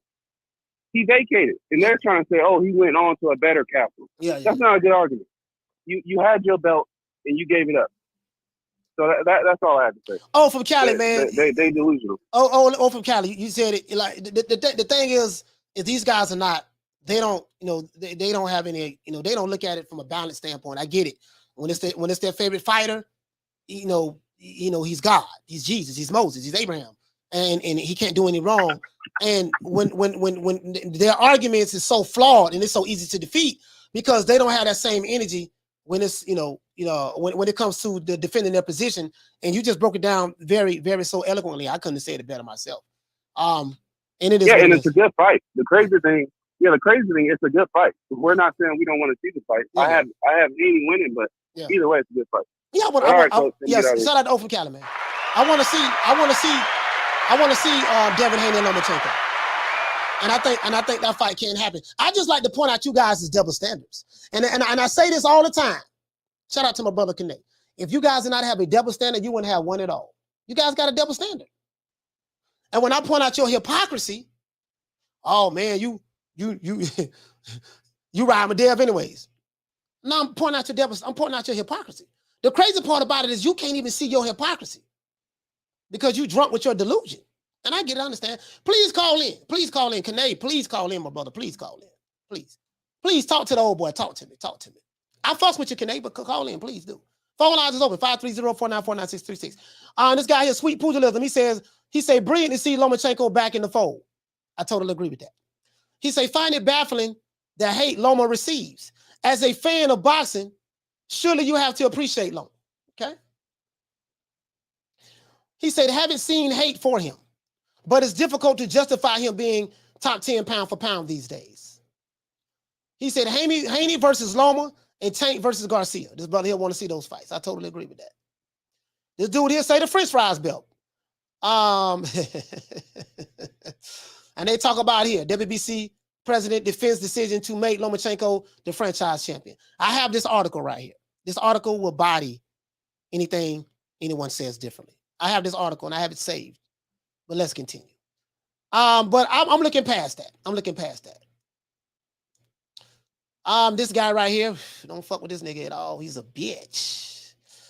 Oh, they showing Bill Haney, Black Fight Fan, 7-8. Okay. And CC. Let's continue. Other than that, that's it. That's it. So everybody is feeling some type of way across the board. Me personally, I give 2 fucks about anyone else's feelings. I'm on the side of boxing. I don't dick ride for no fighters. I don't dick ride for no fighters' fan bases. Care nothing about fighters' fan bases. I don't.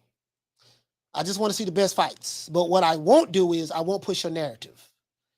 We don't believe in pushing narratives over here. If you're going to be honest, if you're going to tell a story, tell the whole story. Tell the entire story. Don't tell the part that makes your ego feel good. Tell the whole story. That's all. Shout out to Eddie Val. He say fanboys act like a girlfriend defending a man that cheats on her left. Phone lines is open, man. Phone lines is open. Hector say Loma is trash. No, I'm not gonna say Lomachenko is trash. He's not. He's a world-class fighter. Lomachenko is one of the best fighters in the world. Is one of the best fighters in the world. Shout out to Earl Stevens for dropping that quarter of a bam dub on your boy. Hey, Leroy! Super chat received. Playtime's over, boy. Earl said the problem. He said the problem is with the language Duck insinuates is that is the fighter avoided him in fear of losing. Loma's track record shows no fear in fighting. I see what you're saying. I see what you're saying in that. I see exactly what you're saying in that. You see what I'm saying? Down from the bar, there's a platform stage. People pimping, sharp as razor blades. What you say, fam? Little Green Eye Speech, she say no fucking forgiveness. Nah, I don't. I don't care. These guys are very, very hypocritical. They're very, very hypocritical. Oh man. Jaime Rivera, what to say, fam? He say, Coach, I like Loma, but Haney is undisputed today, and he's the man. Those are the facts. Like, I mean, it is what it is. And if you know, I mean, those are just the facts. I mean, there's nothing you can say about that. Nothing you can say about that. He'll be back in October. Wilder will be back in October. I think Helenius is going to sleep. I think Wilder's going to knock him out. I'm going to give Helenius about maybe 4 rounds. Especially if Wilder comes in light. If he comes in lighter, I think he's going to win that fight pretty well. Knockout. You know, I'm not gonna lie. I never been high on Robert Helenius' defense. I like Helenius as a fighter, but I never been high on his defense. And by him being, I think this is an in-house fight, and by him being Deontay Wilder's sparring partner, I just think that it's going to be set up very, very perfectly. You get what I'm saying? Wilder is very comfortable with Helenius. He understands his weaknesses, his strengths and his weaknesses. He understands that very well. You get what I'm saying? He understands that very well. So I think if Helenius doesn't time, another thing too, timing is not. Robert Helenius only has 3 fights, only has 3 losses, but I don't know if the timing is.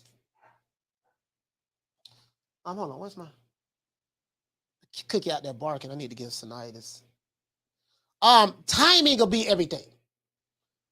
And one thing that Wilder is good at is his timing when he sets that right hand up. Hell, he even dropped Tyson Fury with the timing. So I just don't see Helenius winning this fight, in my opinion. I don't see him winning this fight. Cool Burker, what to say, fam? You say Spence don't have the same power like he used to. Spence is a volume puncher.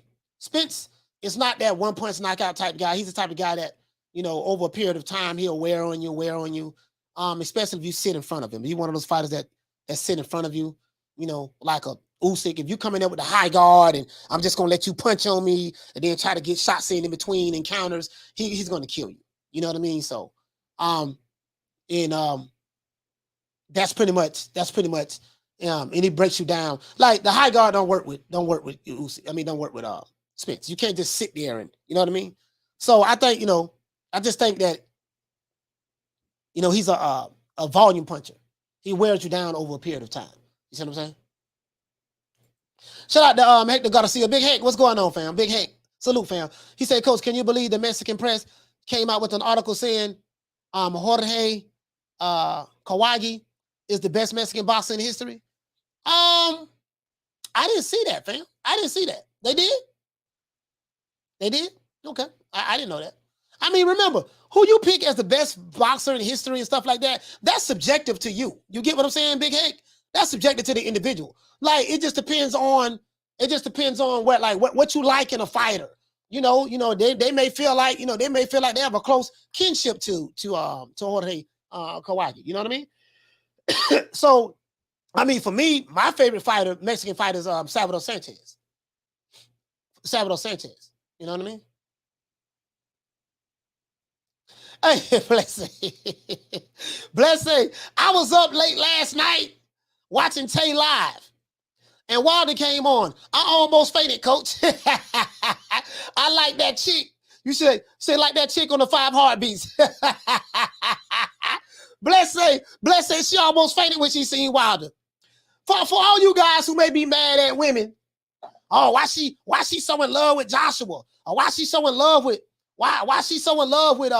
Wilder? Or why she so in love with Lomachenko? Listen, women, there's nothing wrong with a woman being attracted to the opposite sex. The problem is, some of you men, you have an infatuation with other male fighters. And you criticize women fans for having a infatuation for a male fighter, while at the same time, you, a man, have an infatuation for another male. True. And this is what I look at you guys at. Like, goddamn, why you putting too much energy into this dude? You know what I mean? Like, why you I just call it like that. Like, some of you dudes be, oh my gosh, this is Loma. Oh, my heart is melted over the butter biscuit. You're like, some of you guys be, oh my God, Joshua. Oh my gosh, Tyson Fury. Dude, I think you doing a little too much. Like, I understand you like him, but I think this is went past it's like you having a, you know what I mean? Like, I don't know, man. I don't. Some of you male bosses, I be looking at y'all like, damn, dog. Like, I think this a little bit more than, you get what I'm saying? Shout out to Arlette. She said, I like AJ and he's very good looking, but I don't find him sexy. It takes more than a man of looks to be attractive. Arlette, 70-30, sign the contract. Sign the contract. He said, what's wrong with being a fanboy? If you got to ask that question, sir. Brady, 12, how long have you been following me? You know what, Brady, 12, you might be, you know what, something telling me that you are, something telling me, Brady, 12, that you are, what the dude name? What's my favorite stalker name? The guy who has a sexual attraction to me, guys? Jason Mones. Something telling me, Brady 12, that you are Jason Mones. You know, Jason Mones got 1 million different accounts. He have 1 million different YouTube accounts. Something telling me that you are Jason Mones. Because some of the stuff that you've been saying in the chat sounds very Jason Mone-ish. You know what I mean? If you get my if you get my drift, you sound very Jason Mone-ish. True. Shout out to Alan Maddox for dropping that half for bam, dub on your boy. Hey, Leroy. Super chat received. Playtime's over, boy. Alan, he said, I like Tank and Haney. He say, fact of all of the top, fact of all of the top fighters now, T.O. included. Yeah, Teofimo's a bad boy. Teofimo Lopez was my favorite lightweight before he moved up, to be honest with you. He say, fighters now, T.O. included, Lomo's resume is by far the best. His L to T.O. was due to a shoulder. And none of these guys lost to anyone weak as Kambosos. Teofimo afraid of a rematch. Okay. I don't think Teofimo is afraid of a rematch. I think that Teofimo can't make the weight at 135. But I get your point. If you feel that way, Alan, that's fine. But I just think that he couldn't make the weight. And I'm a firm believer in any fight. I don't care who the fighter is. If you're struggling to make weight, move up. Because I don't want to hear no excuses that the reason why you lost is because you couldn't make the weight. I don't want to hear no excuses in that. And another thing I have to say is this here. If Teofimo Lopez would have lost that fight to Lomachenko, and Teofimo would have said, hey, man, the reason why I lost is because I had a hurt shoulder, I wonder, would you be taking that same position in defense of Teofimo Lopez? That's the question I would have. Down from the bar, there's a platform stage. People pimping, sharp as razor blades.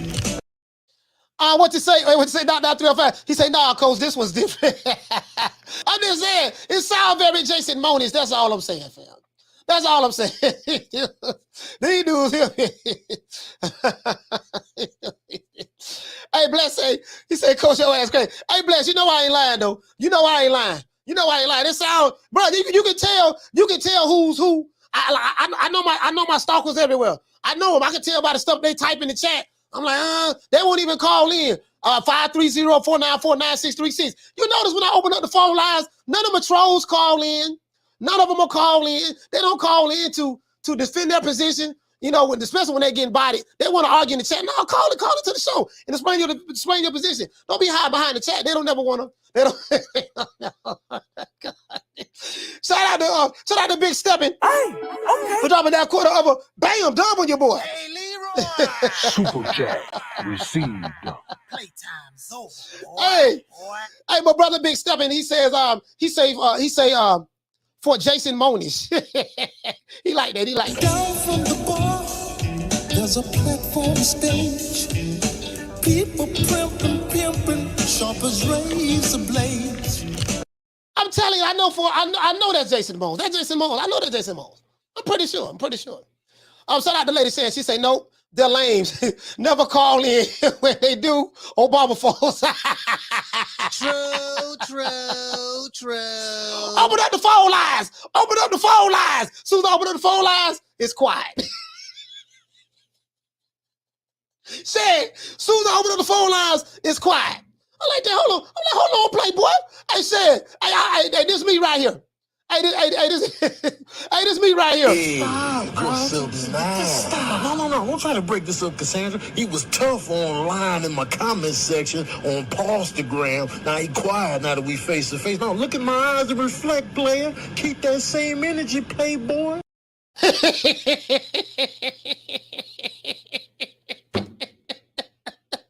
Hey, when the phone lines be open, they don't keep that same energy. I can't make these niggas call in. Can't make them call in.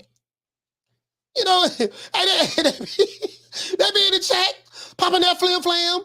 They be in the chat, talking that flim-flam, popping that wheat, and saying all kind of crazy stuff. I open up the phone and call in to defend your position. They ain't got nothing to say. They won't call in. They ain't got nothing to say. Let me just go ahead and take the phone down. They ain't calling in. And fuck it. I'm out of shit. They ain't calling it. Let me go ahead and just take it on down.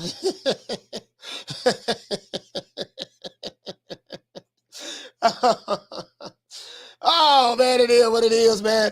Shout out to VQ Chris. He said, Brady, we just playing, man. He said, we don't be fanboy. Brady. That's Jason Moniz. That's Jason Moniz.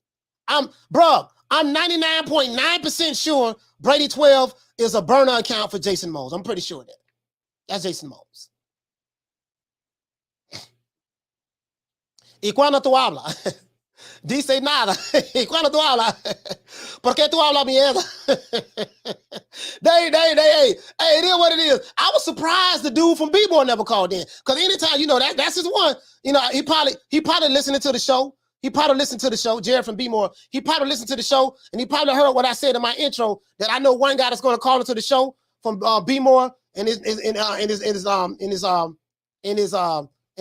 name starts with the letter J. He probably heard that and be like, damn, this guy got me figured out. I'm so predictable. I'm not going to call in. I got these dudes figured out, man. I got them figured out, dog. I know these guys very well. I know these guys very well. They be talking, hey, listen, man. I know these guys very well. They be poking that flim-flam, and this be me right here. Stop. No. Don't try to break this up, Cassandra. He was tough online in my comment section on Instagram. Now he quiet now that we face to face. No, look at my eyes and reflect, player. Keep that same energy, playboy. Won't call in. Cut it. You heard it. You see, he's not a machine. He's a man.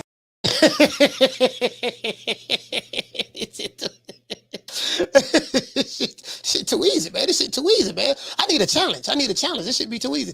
Shout out to Dragon Leg. He said, Coach, Jason Mose ain't from Indiana. We don't deal with them clowns. He ain't from Indiana. He ain't from Indiana. He's not from Indiana. I don't believe that. That's just like the other clown he used to call here. What a dude named the other clown used to call here. He said this is Saquon from Brooklyn. These niggas be making up Booty Dean names, fake names, and claiming other people's cities. This Saquon from Brooklyn. Sound like a straight bitch on the phone. And they talk about, hello, what is this? This Saquon from Brooklyn. I'm like, dog, Brooklyn don't breed people like that. They don't breed people like that. Yeah, they do, but they do something else, dog. It's something else. I just be having fun with them, to be honest with you. I just having fun with them. I be having fun with them. That's all I be doing, having fun with them. They're funny to me. They're very funny to me. He said, Coach, they ducking you, bro. Yeah, they be ducking. They be bobbing and weaving, shucking and jiving, buck dancing, chicken Georgian, samboing, doing the ham bone. They be doing all that shit, but they won't call that phone. I do notice that. They've been doing that for a minute, too. Big Heck say 160 is my weight division. I'm sorry? 160 is my weight division. I want to unify. I want to get Golovkin in the ring. I want to bring him to Houston. You know what I'm saying? I want to get Canelo out here to Houston. If they really to come down to 160, this is my weight division. They be shaking like booty meat. Shaking like a leaf in the middle of a hurricane. You know what I mean? They won't call. The boxing scholar, he say it's Rolling pretending not to be himself. They don't keep that same energy, dog. I listen to what people say. Open up the phone line. It is what it is. Cooper Curry say, wrong side of the street, sign the contract. Yeah, man. Hey, my trolls is funny. I love them though. I used to bang on them real hard. Pause. Pause. Now I learned to accept my trolls and I love to accept them and let them come on in and be a part of the family. I figure if they stay over here long enough, I put a little bit of oil on their forehead, not oil. We country there. Put a little bit of oil on their forehead, and maybe we can perform an exorcism, and maybe get that, you know what I mean? Get whatever's in them out of them. You know what I mean? I never understood a male fan of a fighter. I never understood a fanboy of a fighter that has an infatuation for another fighter, and they get mad at the women for having a physical attraction to a Wilder or a Fury or a Joshua. Oh man, she a fanboy. Well, if she's attracted to the guy, what's wrong with her, a woman, someone of the opposite sex being attracted to the guy? I think the problem is you have an attraction to another male fighter, and you don't see nothing wrong with that. So you have a problem with a woman having attraction to a male fighter, but you don't see nothing wrong with you being a male having attraction to another male fighter. Otay, I got it. Otay. I got it. True. Otay, I got it. It doesn't make any sense to me. I'm just saying, shout out to Baltimore Racks. He say, Coach, are there any good fights on the undercard of AJ Usyk or the Navarrete fight card? As a matter of fact, I have it right here. Damn, I think I closed it. Yeah, they have like 9 fights. They have like 9 fights on the Usyk Joshua undercard. They got like 9 fights. Go to CBS News. CBS News put out the actual lineup. CBS News put out the actual lineup. Caller, what's your name? Where you calling from? So just Keena from Charlotte, North Carolina. Keena, talk to me, fam. You called in. Talk to me, brother. Talk to me. Hey, man, I heard you talking greasy. Say I'm ducking the smoke. I told you I had to get off the clock first. Everybody ducking the smoke. Oh no, I didn't see you, fam. I didn't see you. But yeah, I didn't see it. You know, I got a lot of people in the chat. If I would have saw it, I would have addressed it. Nah, I got you. I was playing with you. Yeah, but so explain your position on the Haney, how Haney got the belt. Explain your position on that. You feel what? What say you? I understood what you were saying. I understood what you were saying about him getting elevated and all that type of stuff. My only thing is, and I know, everybody might not feel the same, is like, bro, you got to fight for the championship. And then this is my thing. At least if you do get the belt and don't fight for it, at least, be spoken about it. Like, okay, I know I ain't fight for it. I know I'm still looking for the big fights, whatever. But the second he gets the belt, oh, you're not the champ. Like, even with Teofimo, like, okay, Teofimo might not be the undisputed champ, but he got more belts than you got. But Devin talking just everybody else acting like he on the same level as everybody else. Now, I'm not saying that even with undisputed, like he did his thing, whatever. But I mean, let's be honest. Even how I said, like, I mean, he undisputed champ. You know what I'm saying? Youngest ever, whatever. But when we look back in the history books, we gonna see George Kambosos, and everybody gonna say who. So like I said, I'm not taking it away, but it's like, just be realistic about what you're doing, because he's the top dog, but he's still not the top dog. Yeah, I'm lost. You lost me. So you're saying what? You're saying that yeah, you got me lost right now. So what you're trying to say? Like, be more specific. Because I mean, he ain't fight for his championship. Is there a reason why he didn't fight for the WBC belt? I understand that he got elevated this, that, and third, whatever. Loma, quote unquote, dropped the belt, whatever. But I had asked in the chat, and I don't know if you've seen it or not, but what was the problem with him waiting until Loma and Teofimo fight, and then he would still be the intern for that belt to where he could get that fight next? So what's the problem with him? Because I'm assuming that the only reason that they gave him the belt was because made Lomachenko drop the belt, whatever, is because he was trying to press for it, and I guess the sanctioning body was in a bad position where they had to do something. Okay, is that wrong? Was that right? No. Okay. So if Devin Haney was pressing the Lomachenko fight, does that show that Devin Haney wanted to fight Lomachenko, in your opinion? He wanted to fight him, but think about it from Lomachenko's perspective. I just won 3 belts. I didn't put in all his work. I'm going for undisputed. Like, I understand you the mandatory, but wait in line, wait your chance. Okay. If the second you get the intern belt, you have to get that fight next. That has to be the next fight. So you're saying all that to say what? So, I'm still lost, because you're saying that, so Devin Haney wanted to fight Lomachenko because he was the intern. He was the intern champion. He was the mentor. Right. He wanted to fight him. So you don't find a problem with that.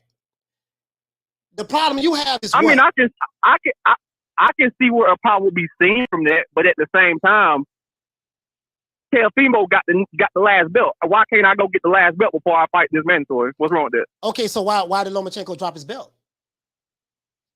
I guess Devin Haney was pushing for it. I don't know, because that's what I was asking in the chat. Why can't Devin just wait until Teofimo and Lomachenko fight and then get the winner? Why Lomachenko dropped his belt then? He didn't have to drop his belt. Why did he drop his belt? I'm asking you. Okay, so because I know he wouldn't drop it. If Lomachenko could have kept his belt and fought, because did he drop the belt or did he get stripped? So it was dropped the belt, got stripped. He dropped the belt, got stripped because he didn't want to fight Devin Haney. Do you agree with that? I feel like, I don't know, because the thing about it, if I got the chance, if I'm in Lomachenko's mind, if I got a silver interim champion, and then I have a real, because I think Teofimo had the IBF world title. Yeah, he had 2 belts. He had the IBF, and he had the IBF, and I think he had the WBA. I think he had WBA. And see, I thought Teofimo only had 1 belt. If I'm Lomachenko, No, silver interim can't wait your turn. I'm going for undisputed. Okay, but once you drop, I just don't understand. But see, this is the problem. This is the flaw in your argument. You can't go for undisputed if you drop the belt that you need in order to become undisputed. That's the problem. But that's what I'm saying. Could he have went for undisputed without dropping his belt? Now, if he could have done that, then no. Once he dropped that belt, undisputed is dead. No, I'm saying could he have kept the belt and fought for undisputed without dropping it? You talking about without? You know what I'm saying? Like could he have fought Teofimo first if he had so chosen kept his belt without Devin Haney getting the? Because I don't see why Lomachenko would do that. I don't see. He couldn't. You know what I'm saying? He couldn't. He had to fight Devin Haney. Devin Haney was the mandatory. And when this is the thing, when you are a champion, the responsibility of a champion is to what? Defend your title against all comers. So Devin Haney was the mandatory, and he didn't. And that had to be his next fight. Every mandatory that has to be your next fight. Yep. That's how it works. So that's it. So that's it. So when you say my argument is, when you sit back and say that Haney didn't fight for his belt, okay, fine. Well, you gotta. It's not as simple as that. Why? How did he get the belt? The guy who had the belt gave it up. The guy who had the belt gave it up, and then you say, well, he gave up the belt in order to fight for undisputed. The only problem with that is once you give that belt up, the fight that you had with Teofimo Lopez was not for undisputed, because it's like this here. Thanos need all the Infinity Stones, right? Right. And instead of him having to fight, instead of him having to fight Iron Man next in order to get the last Infinity Stone, he says, you know what? I don't want to fight Iron Man. I want to fight the Hulk. So what I'm going to do, I'm going to drop this Infinity Stone that I have, and we're going to create another Infinity Stone out of nowhere and say that this is a superior, Infinity Stone. And we're going to put this here, and I'm going to have all of the Infinity Stones in my ring. Only problem with in my glove. Only problem with that is once you gave that one Infinity Stone up that you needed in order to become undisputed, your next fight with this guy is not undisputed anymore. This is why Bernard Hopkins is undisputed in the 4-belt era. This is why Jermaine Taylor is undisputed. This is why Crawford, Usyk, Josh Taylor, Jamel Charlo, Devin Haney. Who else? Josh Taylor, Usyk. It's 8 of them. Terrence Crawford, Usyk. Yeah, this is why when you look at all of the fighters who've been undisputed in the 4-belt era, there's only those 8 guys. Oh, Canelo. There's only those 8 guys. They don't have George Kambosos on there. They don't have George Kambosos on there. They don't have Teofimo Lopez on there. They have those 8 guys on there. There's a reason why. I mean, yeah. And there's no way around that. Right. Like, but if you look at the situation, it's like Devin Haney basically got undisputed in one fight. I mean, granted, like I said earlier, he defended the belt, but yeah, he defended the belt 4 times, and he beat the guy who beat Teofimo, who beat Vasily Lomachenko. So you're saying it's his fault that he beat George Kambosos? So he beat George Kambosos and got all of the belts? That's his fault? No, not his fault, but I don't know. It just feels like there should be an asterisk beside the. See, the undisputed. See, this is the problem. You're saying it feels. So now we're dealing with your feelings, right? So regardless of how it feels to you, I'm not dealing with the feelings. I'm dealing with the reality of the situation. Reality of the situation is this: Vasily Lomachenko had the WBC lightweight title, super belt, regular, whatever, right? He was stripped, gave up his belt. His promoter, whoever, petitioned for them to create a new belt for him. So Vasily Lomachenko, the same argument that you're making, with Devin Haney didn't fight for his belt, he received it via email. Okay, Vasily Lomachenko, how did Vasily Lomachenko receive the WBC franchise belt? Most likely through email. Through email. So he received his belt, the French fries belt, via email. And Devin Haney received the WBC belt, which Lomachenko had via email. So you're arguing about 2 guys who received their belts via email they didn't fight for. Because last I checked, Vasily Lomachenko didn't fight nobody to become a franchise champion. He received it via email. They gave it to him. And Devin Haney didn't fight Vasily Lomachenko or nobody to become the WBC champion. He received it via email because Vasily Lomachenko dropped the belt. So since he dropped the belt, you can't fault Devin Haney. That's not his fault. He tried to fight Vasily Lomachenko. And he tried to fight him, and Vasily Lomachenko could not get around Devin Haney. So the only way he could have got around Devin Haney, they had to petition for Mauricio Sulaiman to create a belt for him out of nowhere. And this belt gave him a special status to allow him to avoid fighting his mandatory. And what they did for Devin Haney, since we created a special status for Vasily Lomachenko to avoid fighting his mandatory, we're going to reward Devin by giving him the belt that Vasily Lomachenko gave up.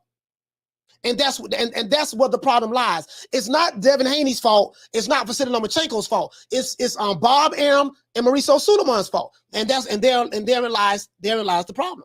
That's it. You can't get mad at Haney. Nah, you're right. You can't get mad at neither one. But I'm just saying that's what happened. So Yeah, I don't know. I mean, like I said, I know you said you ain't do it with feelings, but I don't know. I just feel like there should be a way to bypass the mandatory and put him on hold if you got an undefeated shot to me. I don't know. Hey man, well man, you got to talk to the sanction bodies on that. Then you have an issue with the sanction bodies. You got to talk to Mauricio Sulaiman, the IBF, the WBA. You got to talk to the sanction bodies. It's their rules. Yeah, they definitely got the community. They definitely got the fans and communities messed up with it because they dropped the ball on that. Definitely. Yeah, for sure. It's their rules. So that's the problem. That's the issue right there. You know what I mean? It's not Devin Haney's fault. That's all I'm saying. You know what I mean? Both men received their belts via email. At least, you're right. At least Teofimo Lopez fought to become a franchise champion. At least George Kambosos fought to become a franchise champion.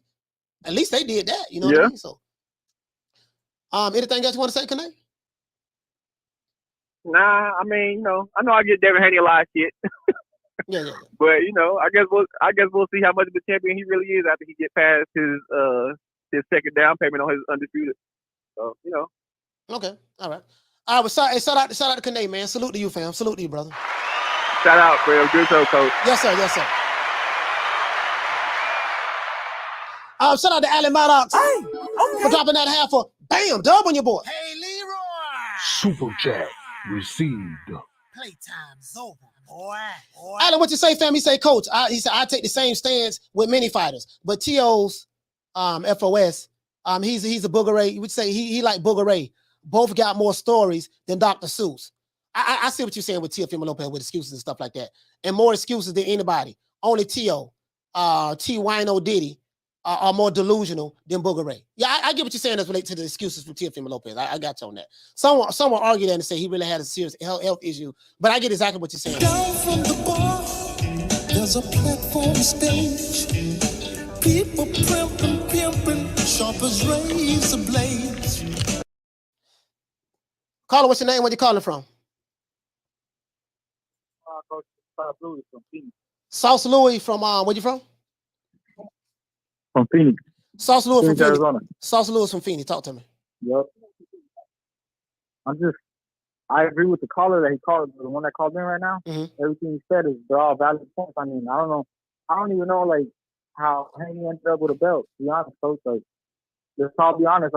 If you follow the process of when Vasily Lomachenko was being trying to be undefeated, look at the Campbell fight. They had the WBC belt right there. They were fighting for the WBC belt. It was on the line for him. Who and he won it. Who was fighting for the WBC belt? Lomachenko and Campbell. Look it up right now. Put it up in your show right now. Lomachenko who? In the middle. And Campbell. Luke Campbell. Okay. When he went to India and fight, they were fighting for the WBC belt. Yeah, I know that. I'm not talking about Luke Campbell. They weren't fighting for the franchise. They weren't fighting for the franchise. No. I'm talking about belt, not Luke Campbell. I'm talking about the fight. Okay. Yeah. So when they were fighting for the WBC belt, they were trying to fight for undefeated. So there was the IBF belt still that Comey and Theo were trying to fight for. And then Theo ended up winning. And that's all I was telling you earlier on the show. Like, yo, look at the poster. What's the poster say? Theo versus Loma. What does it say? Fight for undefeated. Yes. So they were fighting for undefeated. All of a sudden, Haney just came up with a belt. Yes. Like, you know what I'm saying? Like, everybody's squabbling over here. Everybody's squabbling on one side and fighting for belts, and this dude just comes up with a belt. That's my argument. Like, I'm not hating on Haney. I think he's a great fighter. I think he's a good fighter. I just think they just gifted him that too fast, to be honest. Like, that was a gift.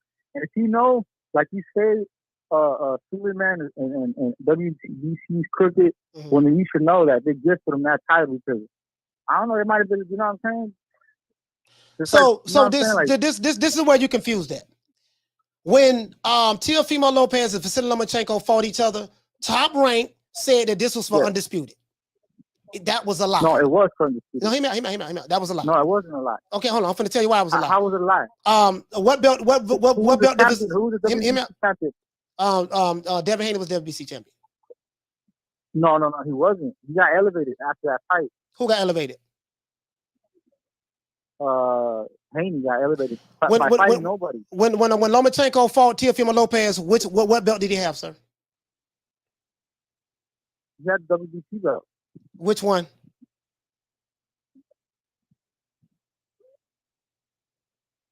Which one? Yeah.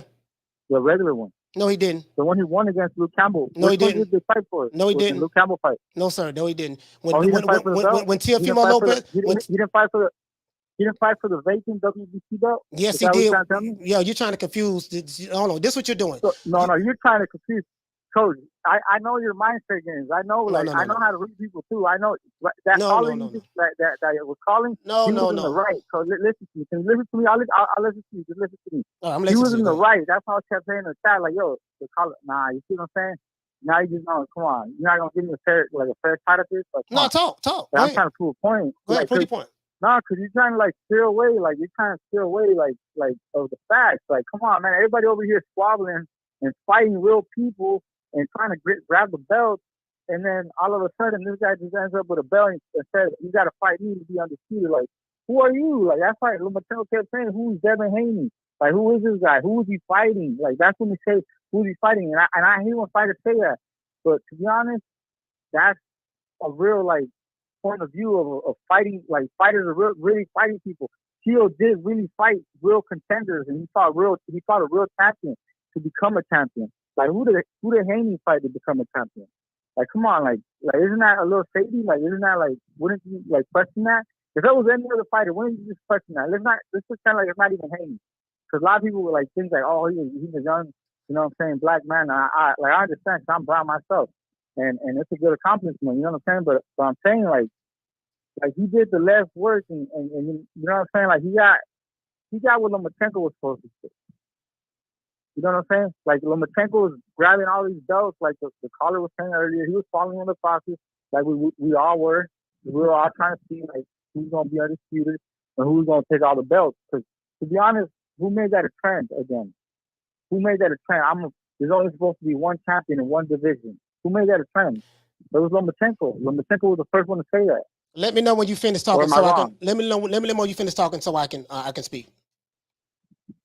Now, I want to talk to you. I mean, I want to get to the point of view too. But I'm just saying, you're trying to steer away from the what do you call it? From the situation.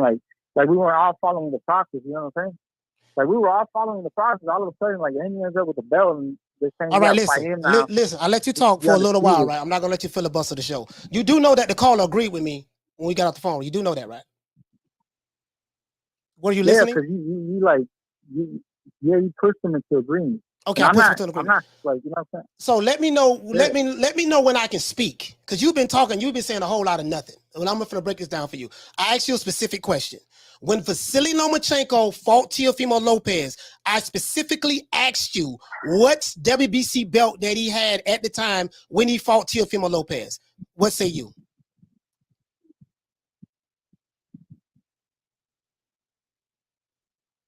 That's just like a trick question. That's the same thing I just said. Didn't he fight for a vacant WBC belt? Sir, this is not a trick question. This is not a trick question. It is a trick question. Yeah, why don't you answer my question then? Okay, okay, I'm finna answer your question. Listen, are you gonna let me speak? All right, answer my question. I'll answer your question. Okay, I'm gonna answer your question. When Vasily Lomachenko fought Luke Campbell, they fought for the WBC vacant title. The WBC champ. All right. So facts. when did it become? Facts. Yeah, facts. So I agree with you on that. So he had the regular belt. He had the regular belt. He had the regular belt. Now the question I asked you is, when following. Okay, so I'll follow you. You're right about that. So when Vasily Lomachenko fought Teofimo Lopez, did he have the WBC regular belt? No, sorry about that. Vasily Lomachenko fought Teofimo Lopez. Huh? Coach, the thing is that they were pushing for that fight. Sir, for listen. That Haney fight. Listen. But Haney wanted to fight Lomachenko before Teo. But but Lomachenko wanted to fight for all the belts. That's what you're not understanding. So he had to go to I understand all of that. the IBF. I understand all of that. I understand So all yeah, of that. they You're not elevated answering my him question, to though. French. And since when is it elevating somebody to a bigger position bad? Like when? If this was flooring somebody else, we would all agree, like, all right, that's a great accomplishment. He has a Man, listen, man. Are you gonna listen? Listen, are you gonna listen? Right now, you're filibustering. Are you gonna let me speak on my own damn show or what? Because right now, you ain't saying shit. This is what I'm saying. I asked you a specific question. You ain't fucking answering the question. Now you pissing me the fuck off. I asked you a specific question. When Vasily Lomachenko fought Teofimo Lopez, he had the franchise belt. Vasily Lomachenko dropped the regular WBC championship belt. This is how Devin Haney got the belt. He didn't drop nothing. Okay. What happened to it? What happened to it? I got the article. He still had the belt. I got the article. He still had the belt. He still has the belt. Well, how did Devin Haney get the belt? Tell me. How did Devin Haney get the belt, sir? Tell me how many belts. How many? Answer the question. Answer the question. How did Devin Haney get the WBC belt?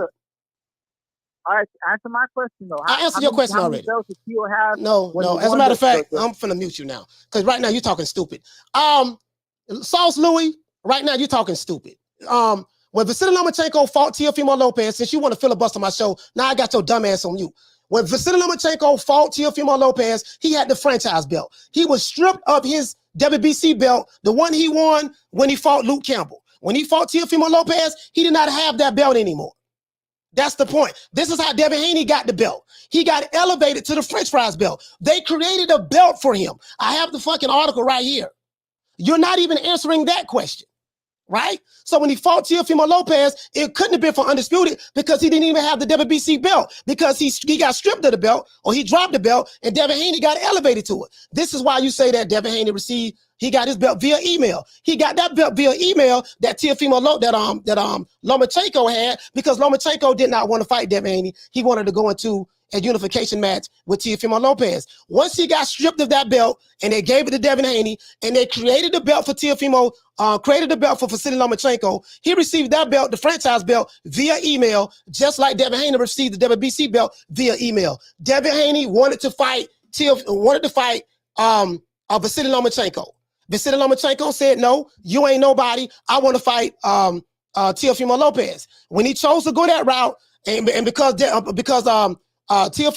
Devin Haney was the mandatory, when he chose to go that route, guess what they did? They said, you know what? You can't get around the mandatory. We're going to strip you of this belt, elevate doggone Devin Haney. And what we're going to do, we're going to create a special status belt, which is the French fries belt. And when he fought Teofimo Lopez, he had the WBC French fries belt. That's what happened, sir. What say you? What did you say is better? The WBC franchise belt than the regular belt? Is the regular WBA belt, the super WBA belt better than the regular belt? The WBC? Or is the regular belt better than the WBA? We're not talking about WBA. We're talking about WBC. We're not talking about WBA. We're talking about WBC. Has a real belt. So you're talking about, let's stick to the topic. Let's stick to the topic. That's what it's the same thing. No, it's not. It's not the same thing. We're sticking to the topic. We're talking about belts, aren't we? No, sir, listen. What are we talking about? Right now, Sauce Louis, right now, bro. I don't know if you're slow or you stupid. I'm just saying I don't know if you're slow or you stupid. All I'm saying is this here, sir. Vasily Lomachenko had the franchise. Vasily Lomachenko had the franchise belt. Vasily Lomachenko had the French fries belt. I'm not gonna listen. I care nothing about your hold on. I care nothing about your respect. You slow and you stupid. I just explained to you. As a matter of fact, I have the article right here. Your boy Vasily Lomachenko did not want to fight Devin Haney. He got stripped of the WBC belt. Devin Haney got elevated to the WBC belt because Vasily Lomachenko did not want to fight him. That's what happened. They created a belt, a special status belt called the WBC French fries belt. When he fought Teofimo Lopez, he had the WBC French fries belt. That's what happened. Facts. Ain't nothing you can say about that. Okay? So other than that, that's it. You all over the place. Anyways, is there anything else you want to say, man? Because you're getting on my fucking nerves. Be honest with you. All right, you done. It's all good, sir. You're done. Yeah, you're getting on my fucking nerves. Yeah, that's a stupid motherfucker. Sauce Louis, you're a stupid motherfucker. You can unsubscribe. You're a stupid motherfucker. Really. You're a stupid motherfucker. Hey, Lady said, get him off, man. Yeah, I had to get him off. Yeah, he's slow. He's special. Unsubscribe, Sauce Louis. Don't never come back over here again. I give two fucks about you. I don't care nothing about your respect. You're a dumb motherfucker. He said he don't follow boxing. Yeah, he don't. He's all over the place. You're not gonna call my show and filibuster me. I let you talk, and then you want to call here and filibuster. We don't do that. This ain't fucking politics. You're not gonna filibuster the show. You don't understand common sense shit. That's all. I tried to be patient, but you know I ain't got no patience. Hey, Bless, I tried to be patient.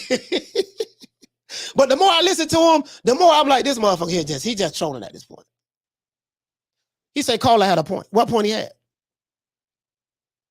What point he had? Oh, let's do this shit one more fucking time. I hate doing this. I hate doing this. I really do hate doing this. I hate doing this.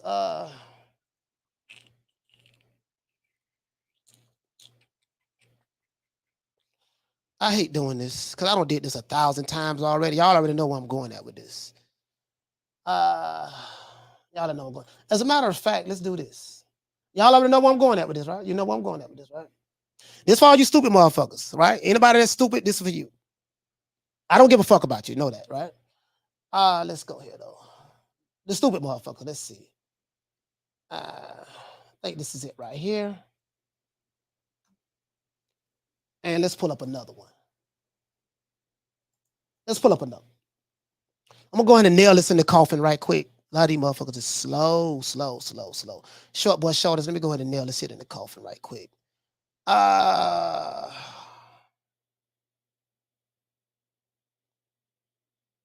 Which one is this one?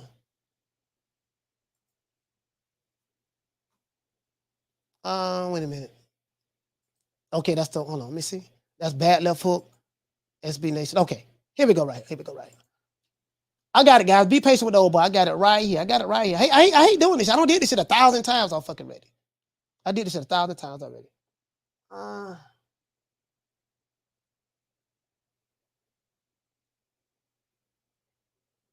Let me see something. Let me see something. Okay, this is the one. I got it right here. Bro, trust me, I got it. I don't did this shit 1,000 fucking times. All right, here we go. Class is in session, right? Class is in session. I hate doing this shit. But class is in session. Shout out to Just a Fan for dropping that half a bam, dub on your boy. Hey, Leroy! Super chat received. Playtime's over, boy. Just a Fan say, Coach, he said Loma could have fought T.O. without being elevated. Unification overrides mandatories. I still think Devin should have fought Shot at Big Nuts for the vacant title, though. Okay, all right. Well, if he could have, my question to you, Just a Fan, is this. If he could have fought T.O. without being elevated, why he didn't do it? Down from the bar, there's a platform stage. People pimping, sharp as razor blades. Anyways, I hate doing this shit. I don't did this shit 1,000 fucking times. Anybody who been following me know I've been doing this 1,000 times. Let's continue. Well, the WB, okay, let's go right here. This stay one right here, right? This stay one, right? Vasily Lomachenko's WBC's franchise title is on the line versus Teofimo Lopez. Let's continue. It say, hey, the WBC has made some new clarifications about the lightweight division, right? It said, well, the WBC certainly has a habit of making things up as they go along. The WBC has a habit of making things up as they go along. So this should come as no surprise to most of you. Last fall, the WBC announced that they were promoting Vasily Lomachenko to their newly created franchise champion status. Let's continue. Last fall, the WBC announced that they were promoting Vasily Lomachenko to their newly created franchise championship status. As you can see right here, it says Vasily Lomachenko's WBC franchise title is on the line. What you notice right here, guys, is it doesn't say that Vasily Lomachenko's WBC title is on the line. It says WBC franchise title. What is a franchise belt? A franchise belt is a special status belt. It's a belt that they created out of thin air in order to allow certain fighters to avoid fighting their mandatories. This is for all you slow motherfuckers out there, right? Now maybe I gotta use sign language with this shit. Let's continue. So in answer to this slow motherfucker, Sauce Louis, you's a bitch. In order to your slow ass, when you called here, you said that Vasily Lomachenko had the WBC title when he fought Teofimo Lopez. That was a lie, sir. Right here, it shows in the article that Vasily Lomachenko had the WBC franchise title. Let's continue. Now, well, the WBC certainly has a habit of making things up as they go along. So this should come as no surprise to most of you. Last fall, the WBC announced that they were promoting Vasily Lomachenko to their newly created franchise champion status, one that supposedly could neither be won or lost in the ring. That seemed to be dumb as hell, of course. But that's what it was, right? Now, the WBC has apparently made some alterations to that concept, with their board of governors approving Vasily Lomachenko's franchise status to be on the line when he faces Teofimo Lopez on October the 17th. Now, that will provide Lopez the opportunity to win that franchise championship designation at the request of Top Rank. At the request of Top Rank. Let's continue. In the meanwhile, the sanctioning body expects the newly appointed world champion, Devin Haney, to make a voluntary defense of his strap while Ryan Garcia and Luke Campbell battle it out for the interim title. Javier Fortuna will also be in the mix somewhere when he makes his intentions known as to where he wants to fight next. Perhaps the WBC would just create a new title for that category as well. They created this shit when Teofimo Lopez fought Teofimo Lopez fought Vasily Lomachenko. Lomachenko did not have the WBC title. The WBC title was in the possession of Devin Haney. Why was it in the possession of Devin Haney? Because Vasily Lomachenko gave up the belt and he got elevated to the French fries belt, which was created out of nowhere. I hope that cleared it up. That's not Devin Haney's fault. Anyways, look, Greenhouse P say, have a drink, coach. For what? I'm fine. Heck, they say, no, but he put butts in seats. It is what it is. Everybody, a round of applause.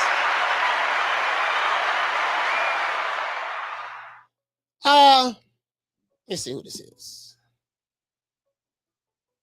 Got another call coming in. Caller, what's your name? Where you calling from? What's up, Coach? It's Adrian from Dallas, Texas. Adrian from Dallas, Texas. Talk to me, my brother. What it be, Coach? I mean, you sound like you ain't feeling good, Coach. No, I'm feeling better, but I just hate these stupid motherfuckers be calling. You know, they act like you're not gonna call my show filibuster, try to overtalk me on my show, and then not let me talk. I'm not gonna tolerate that from nobody. But for sure, Coach. And you know me, when I talk, I just try to tell you what's up, and that's it. I'll let you talk, whatever you gotta say. Yes, sir. Go ahead. Lomachenko, I'm happy he's back. It's about time he comes back. I'm happy that he came out. You know, he came out unscathed. That war still going on, so peace for Ukraine. But that's great. I love it. I think Devin Haney and Lomachenko will show. First of all, this will be. It all comes down to like Lomachenko was hiding from Devin Haney. Lomachenko was not giving him the title chances. He went to Teofimo Lopez. Probably thought it was an easier fight. Now we will finally see Devin Haney shine in the main light against Lomachenko. Because I don't care about this Kambosos fight. Devin Haney is going to do the same thing. He's going to outshine him, outblast him, and get him out of there. Lomachenko will also show why he's great. It's going to take two to tango to make this fight great, Coach. I feel very bad for Gervonta Tank Davis that he's going to fight another bum, and he can't go in there with the spotlight with all his attractors and say why he's the best. Devin Haney, Coach, will beat Lomachenko and will surpass him and will become the number one star out there. I'm telling you, a couple of years, he will be pound for pound number one fighter in the world. Behind will be Chris Stevenson. I'm just saying, Coach. I'm just saying. Yeah. So, and you know, I'm a Lomachenko fan, Coach. You know that. I love Lomachenko. I like Lomachenko too. Pedigree and because of what he. I like Lomachenko too. No, I like Lomachenko too. It just every boxer has dumbass fans, right? Every fighter, whether it's Crawford, whether it's Spence, whether it's Joshua, whether it's Fury, whether it's Lomachenko, it just the dumb motherfuckers who seem like they don't have common sense. And I get it, you love your fighter, but loving your fighter, sometimes you can love a fighter so much that you ignore the facts of the situation. I got something else I'm going to read as well, but go ahead, my brother. I don't want to. I'm gonna let you talk. We'll say what you got to say. And I think that's it, Coach. You love a fighter so much, like you said, you love Mike Tyson. But you know the fact, he lost to Lennox Lewis. Yeah, It doesn't matter if Lennox Lewis no, they could say that, oh, well, he was in his prime and Mike Tyson was down. Or Manny Pacquiao had a torn rotator cuff and he could, I'm an avid Manny Pacquiao fan. I love Manny Pacquiao compared to Floyd Mayweather. Mm-hmm. But Floyd Mayweather showed why he's great. Does that make it seem that he's better than Manny Pacquiao just because he beat him? Well, I could just say in my retrospective, Manny Pacquiao is an 8-division fight a champion. Mm-hmm. Floyd can never do that. So at the end of the day, it's about, yes, show love, but show love to the sport. Show love to boxing. Because boxing is what makes these guys great. They didn't make boxing great. Boxing made them great. That's why they chose that level. That's why they are who they are, because of what boxing made them. Pure, great fighters come out to be great because they show you who they really are. Yes, and then you got bums like Davis. I know I hate on Davis a lot, but you got guys like Davis that use the sport to their own pedigree to where they don't want to fight nobody. They don't want to fight no test. They just want to just take out all the money out of the sport. And that's okay. You can be Floyd Mayweather at retirement. But come on, man. If you want to be great, show who you're great. Devin Haney will be great. He will show the world why he's great when he beats Lomachenko. Peace, Coach. All right. Shout out to Adrian from Dallas, Texas, man. Salute to Dallas, Texas.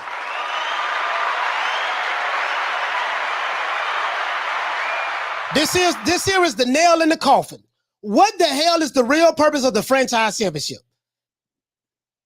Let's continue. This is written by Three Kings Boxing, right?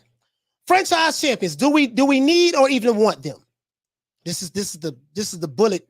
This is the silver bullet to the vampire. As it stands in boxing, there are already a ridiculous number of belts floating around. To name a few, there are intern, gold, silver, regular, super championship titles. Even among the hardcore fans, keeping up with the excess of belts is no small feature.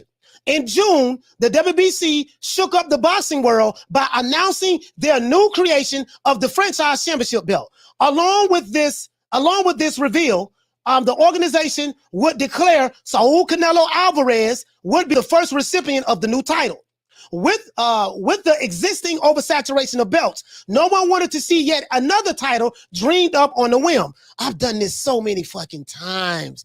God knows I've done this so many times, and I got to keep doing this shit over and over and over and over again. So let's go to war. Now, this means that once appointed, a fighter can't lose it, even if that fighter lost a fight. Likewise, now we do know that status has changed. A fighter can lose his French fries belt if he loses a fight. We know that now. When they originally created the French fries belt, you couldn't lose it to Ronald McDonald or Grimace. Now that you have a French fries belt, if you lose the French fries belt. They changed it on the whim. Let's continue. Now, this means that once appointed, a fighter can't lose it, or even if that fighter lost a fight. Likewise, a boxer, say, not Saudi franchise champion, they cannot take ownership of the belt. We do know that's not true now. This rather befuddling twist has boxing fans and insiders alike scratching their heads in confusion. This is the confusion. What did I say earlier, guys? Don't get mad at Devin Haney. Don't get mad at Vasily Lomachenko. Get mad at who? Mauricio Suleiman, because he is the author of confusion. I have said this 1,000 times, but some of these dudes, like Sauce Louis, is so fucking slow. I don't know, dog. Like, your mama should have aborted you when she found out she was born with you. I mean that. I pray to God that you never come back over here again. I give 2 fucks about you. I don't. Okay? Don't never come back over here again in life. All right? Unsubscribe and go to another dumbass channel. Let's continue. Now, you don't piss me off. And I hate getting pissed off. I don't have patience, and I try to be patient, but you don't piss me off. I don't went there now. Give and take, right? Now, it say just when you thought it couldn't get any worse, it did. Now, when Alvarez was awarded the franchise title, he was already the full champion. Meanwhile, Jamal the Hitman Charlo was the intern WBC middleweight champion. Charlo versus Alvarez is a gem of a bout that fight fans have wanted to see for years. It's also a fight that Charlo himself have craved for years, right? This is what they're saying. As the intern champion, Team Charlo was in prime position to apply a great deal of pressure on the WBC and Team Alvarez to make a prize fight in reality. This is what happens. Doggone Devin Haney, by him being the interim champion, he was in position and he put a lot of pressure on Vasily Lomachenko in order to fight him next. Even though Vasily Lomachenko did not want to fight Devin Haney because Devin Haney did not have a belt. He wanted to fight Teofimo Lopez, which was an in-house fight, because Teofimo Lopez had a belt. The only way he would be able to do that, they had to create another belt in order to get him to circumvent that process that's been around in the sport of boxing for decades. Let's continue. Now, yet when Canelo was elevated to the French fries champion, Charlo's interim title was also elevated to the full championship status. That is the rules of the interim champion. Now, the common thought is that Alvarez was, in actuality, stripped, but with a needless, complicated consolation prize. For one, the belt further muddles the waters on who is the true champion, right? Further, it derailed the potential dynamic prize fight. Neither is good. Now let's look at Take Two. Take Two says this. This week, the WBC named Vasily High-Tech Lomachenko, 14-1 with 10 KOs, as their second French fries champion. Similar to Alvarez, Lomachenko had a fantastic would-be opponent in Devin the Dream Haney, who was also the WBC interim lightweight champion at the time of his elevation. The Dream became High-Tech's mandatory on September the 9th with his victory over Zaul Abdullayev. Well, that was until the WBC sprinkled their magical French fries champion dust on the Ukrainian shoulder. Now, Haney is the full WBC lightweight champion, but has no true way to leverage his bout with Vasily Lomachenko. Just as Charlo vocalized his desire to face Canelo Alvarez, the Dream has sustained a very public campaign calling for a prize fight with Vasily Lomachenko. This has been well documented. So after naming two franchise champions, aka French fries champions, two potential barn burner fights went up in smoke. At the moment, the French fries belt is looking more like an avoid a tough fight free pass. This is according to what this article is saying. Just as the French fries champion does not have any mandatories to satisfy like all other champions are required to do. When you have the French fries belt, you don't have to fight mandatories. That's what it was created for. When answering questions for the Boxing Voice, even the WBC president, Mauricio Suleiman, became flustered and irritated, just like I was irritated with this damn fool, Sauce Louis, irritated, trying to make sense of the largely pointless new French fries belt. This is what Mauricio Suleiman said. It is confusing. I don't want to get into it. Can you believe that there is instant replay in football? 20 years ago, there was a tremendous move against anything that had to be technology. You have to move on to new times. This is the way Mauricio Suleiman is justifying the bullshit. People want to see the best fights happen. Lomachenko wants to fight the best challenge possible, and we are permitting him through the French fries champion to go and fight other champions in other divisions to take on whatever the biggest challenge is. So what he is saying is we created the French fries belt to allow Vasily Lomachenko to not fight his mandatory and to allow him to fight another champion that they may deem as the biggest challenge at that time or whatever the case may be. The same as they did with Canelo Alvarez. Only time would tell if the two French fries champions will face any stiff competition that the fans want to see, or if they will be allowed to float along facing whoever they feel like fighting. As it stands, the French fries belt is just the latest example of how politics and favoritism can boldly stain and complicate the sport of boxing.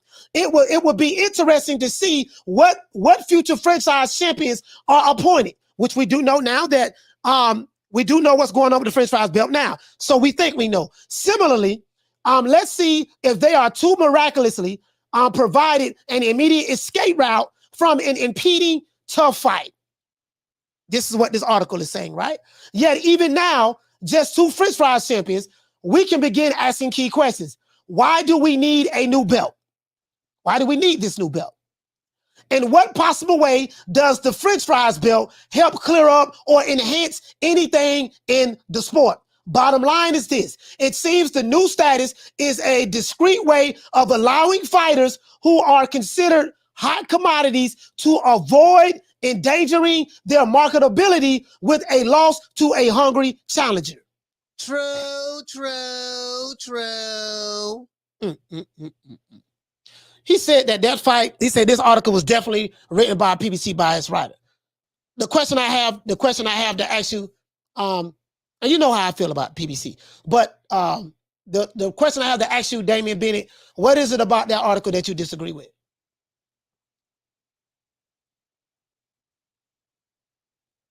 That's the question I have. What is it about that article that you disagree with? Because I'm this is how I am. I don't care nothing about the messenger. Nigga, did you get the message?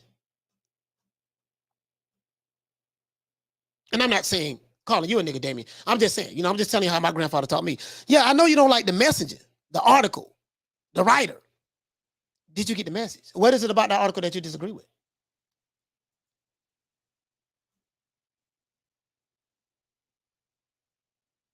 Phone line still open? Yes, sir. Call in 530-494-9636. The phone line is not open, but I'm gonna let you call in. 530-494-9636. I'll type it to you right now. 530-494-9636. What is it about the article you disagree with?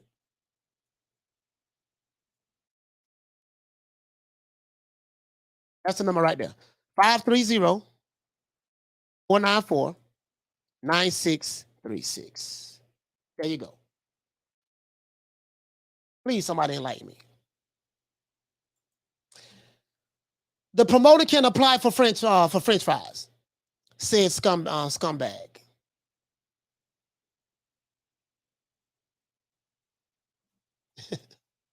Call in, Damien. Please call in. He said, who sent you, nigga? Yeah, yeah. Call in, please call in.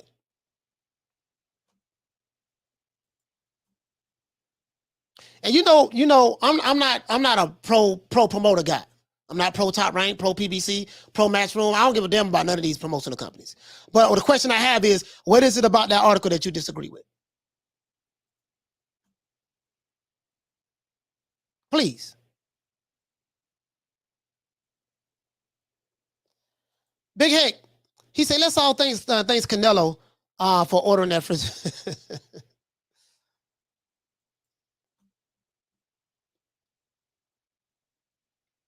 Wise guy says, so if Tank has the WBA regular, what does Devin Haney has? Devin Haney is undisputed.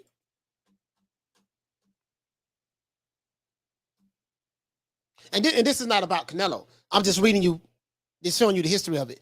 But my thing is, what is it about the article that you disagree with? That is my brother calling in right now.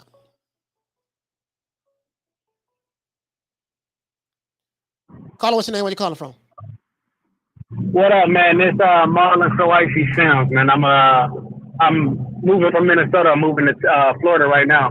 But I'm a professional boxer, man. I've been listening to your show for a minute. Yes, sir. And man, hey, stop talking to some of these weird ass fans, these weird ass people out here. They calling, making up their own facts. Ain't trying to answer no questions. And it's ridiculous because, like you said, man, you got articles, you got receipts for showing shit, and they just don't want to fucking look at it. It's ridiculous, man. Overall, man, I'm happy to see happy to see Lomachenko back in the ring. I'm happy to see fucking Deontay Wilder back in the ring, man. I'm at all with all of this, but overall, man, I don't even understand how it even got back to this topic when everybody should know exactly what the facts is about who had what at the time that it was, man. We seen that Lomachenko didn't want to fight, so he dropped that belt. That's noted. Everybody should know that. And the fact that some of these people still calling in talking about, this and that and this is ridiculous. But overall, man, it's my first time calling in, but I've been listening to you for a while, man. I appreciate your show. Get some good fucking laughter. And just keep doing your thing, brother. I appreciate it. Like I said, man, I'm moving down to Florida right now, so I'm pro boxer, so shit. Yeah, man. Once I get everything situated. How many fights have you had so far? I'm at 9 right now, so I've been out the ring shit. But my last fight was January 30th of fucking 2021. So I just had different issues and different shit going on. So I'm just trying to get everything situated. And now that I'm, getting into my place here, I'm going ahead and pick up where I left off and just get back on the horse and just keep on rolling. So I'm at right now my 8-1. Are you with any promoters right now, or you just independent right now? Independent. So I'm just working my thing, just staying in shape, because if I get hit with a 3-week goddamn short notice type shit, I'm gonna be prepared for it and feeling confident because I know how the game go. Yeah, yes, sir, man. Hey, man, thank you so much, Marlon. You say your name Marlon, right? Yeah, Marlon. So icy. Yeah, man, Marlon. Thank you so much, my brother, for calling in. I appreciate that, fam. I wish you much luck. Yeah, and man. anytime you want to come on, when you have another fight coming up, just let me know, man. We bring you on the show, man, and we gonna make it do what it do. Bring you on the show, man, and bring awareness to what your situation as related to who you fighting next. Okay. Yeah, definitely. Especially with you being down here. I know you're down in the Miami area, Dade County. But man, let me know what gyms to check out and whatnot, and network. Okay, all right, for sure, man. Salute to you, fam. Shout out to Marlon from Minnesota. Jaime Rivera. Jaime, what did he say? Thank you, Mauricio Suleiman. See what you did, the boxing, sir. And bro, I just read to you what Mauricio said on the boxing scientist. He said, I disagree with the part of the article that said Canelo Charlo was the fight that a lot of fans wanted to see. He said, truly, only hardcore fans know who Charlo is. Outside of that, that's not the meat and potatoes of it, the boxing scientist. I'm saying the part about the French fries belt. What part about the French fries belt that you disagree with? Carla, what's your name? Where you calling from? Damien, talk to me, fam. Look, Coach, I'm not saying that I got the message. Mm-hmm. What I'm saying is I understand, and we both understand that Mauricio Suleiman is the author of confusion. Yes, sir. But he made up his own rules. But if you're going according to his rules, then you could argue undisputed for Tio and Kambosos according to his rules, because he basically tried to rewrite history. He wanted to downgrade. Well, he downgraded, and he even was on video saying that hey, Devin Haney has the pride champion. So they made in his eyes, he made the franchise belt the belt. Mm-hmm. Not saying that I agree with it. I'm just saying that I get the argument. I get their argument that when they say, hey, he was undefeated, he's undefeated. But of course, that was only for the WBC. And my problem with the article was that arguably, in my opinion, they fought tougher competition. So that's why I say it was a PBC biased writer based off of that portion only. Okay, so do you agree with the actual part that what the franchise belt was created for? Absolutely. Created for. Absolutely. And again, I'm not 100%. And my other issue is it's just a wordplay for me. Mm. I don't like strip because they weren't stripped. Mm. So right? According to what they created the franchise belt for, they weren't stripped. They were elevated, and the other belts were made lesser in Mauricio Suleiman's eyes. Not saying that I agree, but that was the premise behind it. Yeah, and that's why I say you can get some people, and then people want confirmation bias, so then they're gonna run with it. Yeah, but that don't make it true. I understand all of that. Listen, I get all of that. This is not a slight on Lomachenko. This is not a slight on Devin Haney. My thing is, and I've always said this, Mauricio Suleiman, and you can listen to any video I've made when I talked about this subject matter. I said Mauricio Suleiman is the author of confusion. And the reason why I can't, the reason why I can't say, well, you got to go by what Mauricio Suleiman rules say. He changes his rules every 5 minutes. 1 minute the rule says this. The next minute the rule says that. The next minute the rule says something else. So when you tell me we got to follow Mauricio Suleiman's rules, my question is this: which rules are you talking about? Because when it comes to this French fries, you get what I'm saying? Yeah, I agree. Yeah. I'm just saying, we both saying that, hey, he is the author of confusion. We don't have, without a doubt, he is causing all of these arguments and super chats. He getting a lot of people some money to do super chats. But I'm just saying, he did that. He did that. He got all the people paid. Because that's, they people that had with confirmation bias was like, yeah, that's right. And then with the article, he like, yeah, let's see who they're gonna duck. Well, no, they didn't duck anybody because he went and fought Triple G, who at the time was supposed to be the boogeyman. Right. Right. And then he fought Tio trying to in his mind, in their mind, become undefeated or unified or undisputed, unified. But of course, he doesn't have the green. As back when we were growing up, the green strap was the belt. The green strap was the belt. Yeah. Right. Yeah. You agree, right, Coach? Yeah. The green strap was the belt. Absolutely. By him saying, okay, we're going to make this this belt here. Don't worry about the one Devin Haney got. That ain't nothing. One where you got the belt. And That's what he did on his own. Yeah, the crazy part about it is this. Mauricio Sulaiman created this whole quagmire. What was going on right now? People still to this day talking about this. I hate talking about this franchise belt, Vasily Lomachenko, because I got to deal with Vasily Lomachenko fanboys that want to come over here, and then I got to deal with just all these different fanboys of the Haneys or whoever want to come over here. And I'm like, dude, y'all missing the point. Mauricio Sulaiman created this confusion. Instead of getting mad at Devin Haney, instead of getting mad at Vasily Lomachenko, the aim needs to go for Mauricio Sulaiman. If you say Devin Haney didn't fight for his belt, he received it via email. The question I have is this: who did Vasily Lomachenko fight in order to win the franchise belt? That was their, like you said, that was their cool. They struck up for cool and did whatever they wanted to do because they like, hey, we gonna write history. Yeah, we're not gonna fight this kid. We gonna keep, and then it went back to the Floyd thing. Yeah. I mentioned that was promoted Rich. We gonna keep this fight in house. That also plays into it. Right. So it's a bunch of different things, but like the fighters, yeah, it was just the politics. I just wanted to pick Coach. That's all. Yeah, I'm not saying that Haney is afraid of this guy and Lomachenko is afraid of that guy. I'm not saying none of that. Right. All I'm saying is they created a belt for him. This belt, right? Regardless of what. Called in, he couldn't even fucking defend his point. Yeah, he couldn't defend his position. I'm defending your point better than you are, ding dong. Yeah. He totally missed the boat. Well, all I'm saying is the franchise belt is what? It's a belt that they give certain fighters, and what does it do? What kind of privileges that franchise belt do?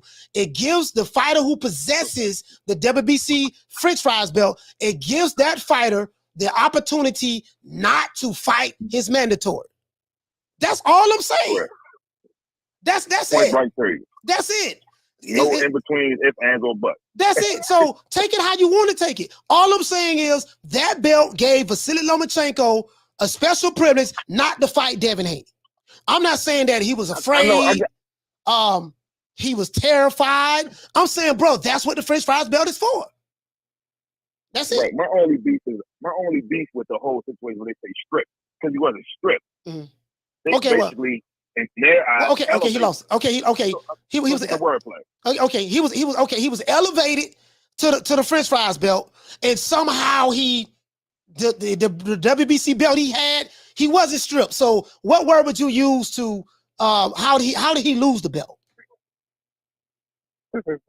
Like, what kind of word salad you want to lose? Okay, he wasn't stripped, so he was elevated to the French fries belt, and somehow he ended up losing possession of the belt that he fought Luke Campbell for. So what word salad would you use for that? I just don't like strip because everything was. I mean, even when you strip, it's done deliberate, but it was done deliberately in a.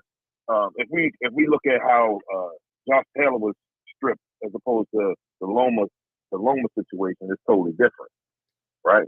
Where they made a decision based on something he's not doing, as opposed to they made a decision based on something that they wanted to do. So that's the, you know.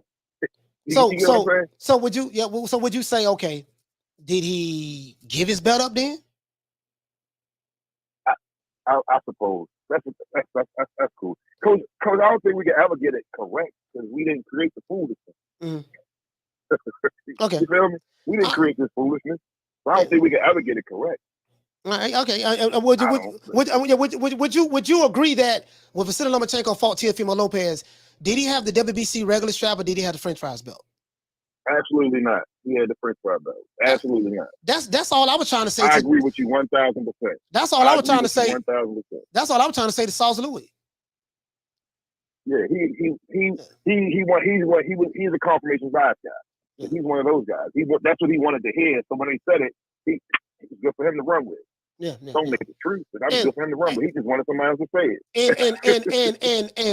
And I'm going to argue both sides of the coin. If it was Devin Haney, that's what Mauricio Suleiman did. If it was Devin Haney, and I'm just calling the way I see it. If it was Devin Haney that was the WBC champion, and Vasily Lomachenko was the mandatory to fight Devin Haney, but Devin Haney wanted to fight Teofimo Lopez. Devin Haney did not want to fight Vasily Lomachenko because Vasily Lomachenko did not have a belt. And Devin Haney said that, hey, he don't have a belt. I want to fight somebody that's a tougher fight that has a belt. If Devin Haney would have got elevated to the French fries belt and Lomachenko would have got elevated to the regular title, those same Teofimo Lopez fans would not have called Teofimo Lopez. The same Vasily Lomachenko fans would never say that Vasily Lomachenko is the email champion, and they would have said Devin Haney ducked Lomachenko. And this is why he got elevated to the French fries belt. That's exactly what they would have said. And I know what I'm talking about. You're probably right. Yeah. You're probably right. You're probably right. It's a great. I'm not gonna say 100%. Yeah. It's a high percentage that you're right. Yeah. Hey, Damien, man. I'm gonna leave you alone, man. Yeah. I'm great. Me and my daughter gonna get some ice cream. All right, man. Good ice cream stuff, man. You know. All right, fam. All right, salute. Cool. Salute, Damien. This show has ran an hour and 11 minutes longer than I anticipated. You see, this is why I don't like Bless. This is why I don't like talking about this. Listen, it's two fighters I hate talking about. There's a couple of fighters, but one fighter I hate talking about, and I really love this fighter. I love his skill set, is Vasily Lomachenko. I'm gonna tell you why I hate talking about him. Because anytime I talk about Vasily Lomachenko, his fanboys come out of nowhere, and they just some of the most delusional people I've ever seen in my life. They can't comprehend. They don't have basic comprehension skills. They don't want to let you talk. They want to filibuster, and it's like, dude, I'm not saying anything bad about your fighter. What I'm saying is the French fries belt is a belt that they use in order to allow their fighter, who they give it to avoid fighting is mandatory. That's all I'm saying. Caller, what's your name? Where you calling from? Hey, Coach, it's Keenan again. North Carolina. Keenan, talk to me, fam. Now, I was doing some searching. I didn't dispute nothing you saying, but I just got one little thing, and it ain't what I was talking about in the comment, because apparently Devin Haney got that intern belt from fighting Zaur Abualev. That's besides the point. You know what I'm saying? I don't know how that mandated that, but we gonna move past that. But what I'm seeing is they stripped or elevated Loma or did whatever they did in a span of a month and a half. And I looked up the rules. I looked up WBA rule, and then just their website. I don't know, they might be capping, but it says all WBC champions shall make at least one mandatory defense per year, right? So Loma should have had a year to make that title defense, right?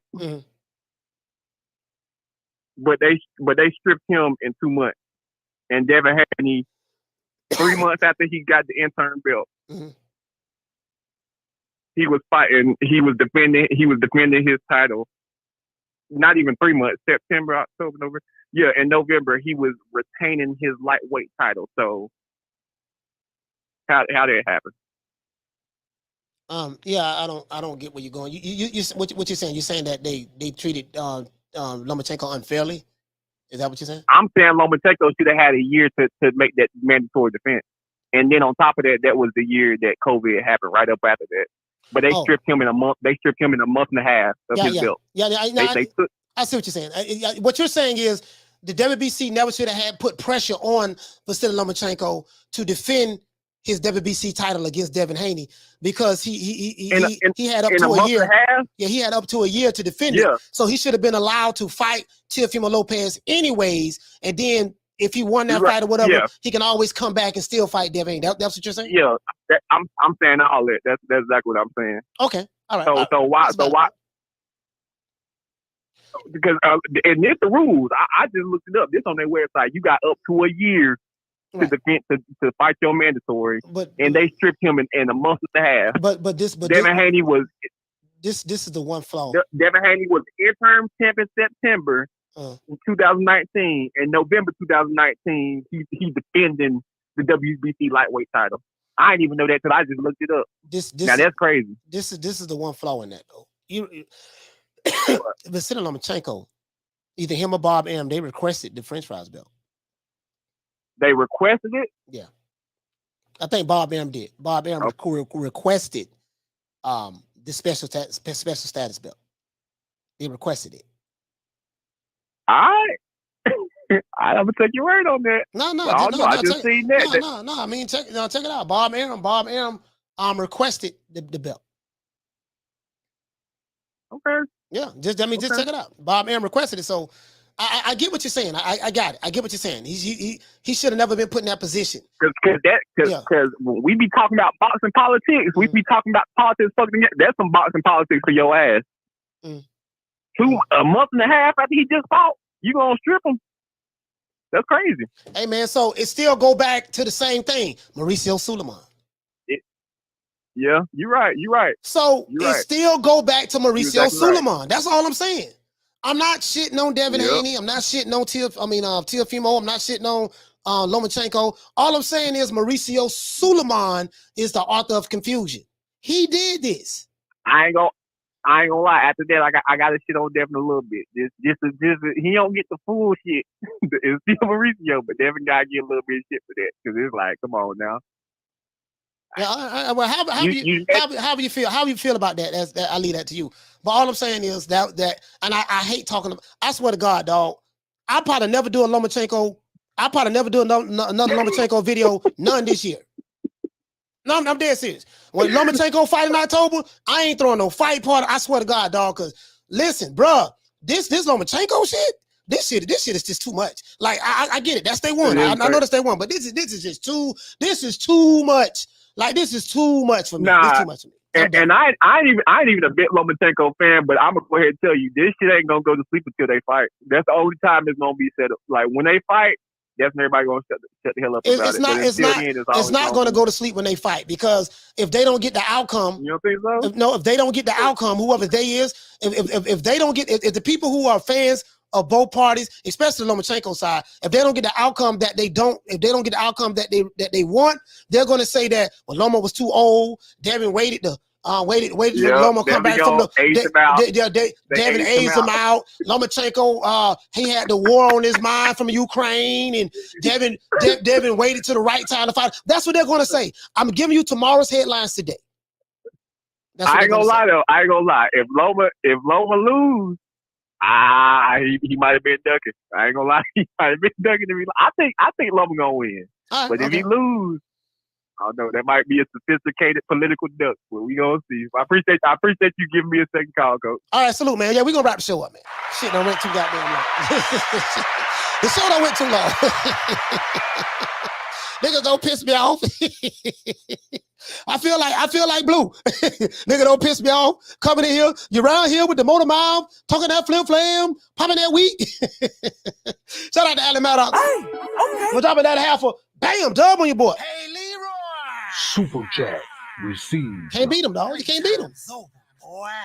Allen, what you say, family? He say Loma and Dev is a great fight, and I like both. But mark my words, coach. If it's a close fight, or if Loma wins, even by KO, the same folks will still won't give Loma respect. And the Loma haters are not boxing or Haney fans. Well, you know, people are haters of a certain fighter. You're right about that. That's just the way it goes. And vice versa. If Devin Haney beats Lomachenko, they're going to say, hey, well, he waited till Lomachenko got too old. Lomachenko had the war on his mind.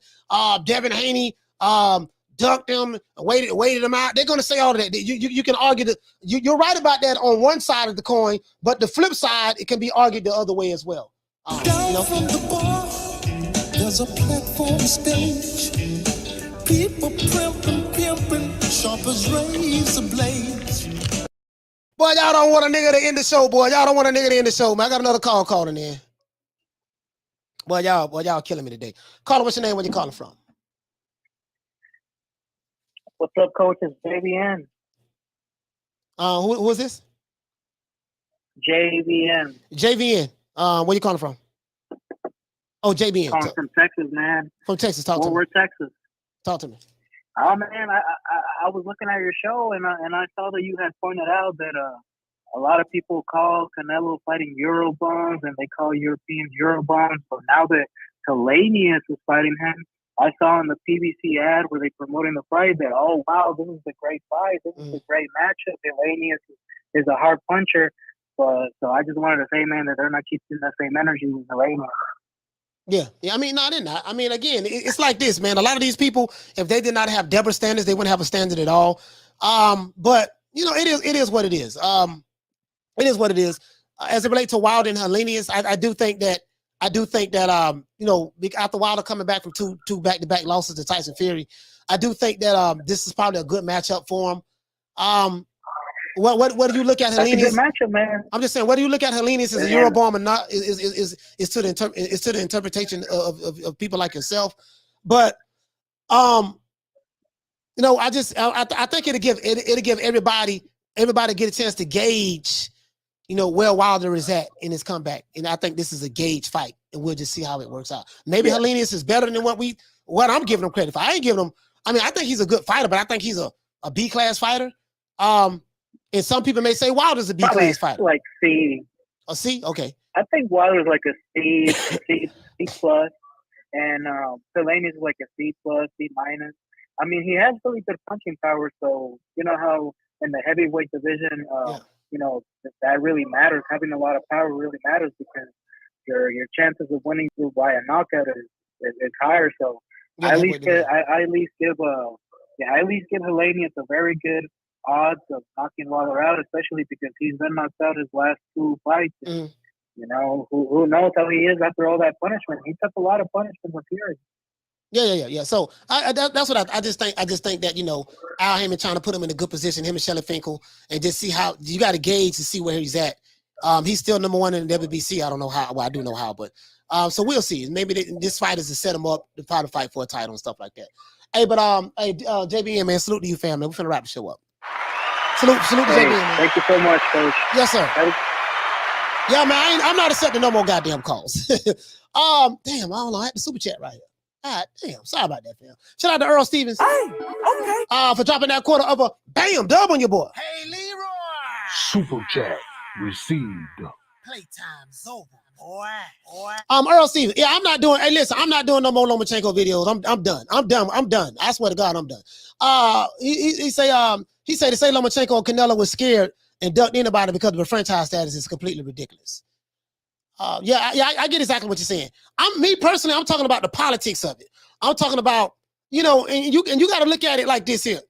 When a sanctioning body says, I'm going to create a belt that's going to allow you not to fight your mandatory in order to fight someone else, even though that someone else may be perceived as a tougher opponent, and you really don't know how tough the opponent is going to be unless you get in the ring with him. If you never fought this guy, you can't say that this guy is not the tougher opponent because you didn't fight him. You get what I'm saying? So that's all I'm saying, fam. All I'm saying is the sanctioning body is the fault here. That's all I'm saying. Down from the bar, there's a platform stage. People pimping, sharp as razor blades. Shout out to everybody in the chat. I'm not giving any individual shout outs today. I'm done. It's 3 hours and 23 minutes. This show has ran an hour and 23 minutes longer than I anticipated, all because of this French fry shit. I pray that this dude, Sauce Louis, if you're watching Sauce Louis, please never in your life come back over here. I do not like you. I don't want your respect. Don't you never, ever come back over here again. Okay? I want you to remember that. All right? Don't ever come by here. Okay? Other than that, that's it. It's the boy Coach Malachi Williams signing out. Nobody today, USA Boxing. You ought to know what time and TI is.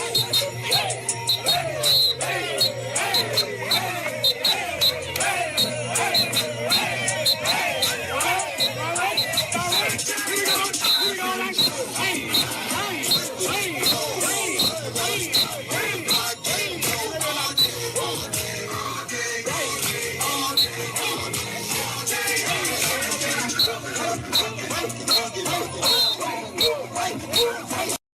Y'all ought to know what time of TI is, man. It's up, Coach Malachi Williams signing out. New Minute Today, USA Boxing. You know, I see you guys tomorrow, 3 o'clock Eastern Standard Time. You know my motto, don't meet me there, beat me there. Peace. Man, I'm out of here, bro. Let's go.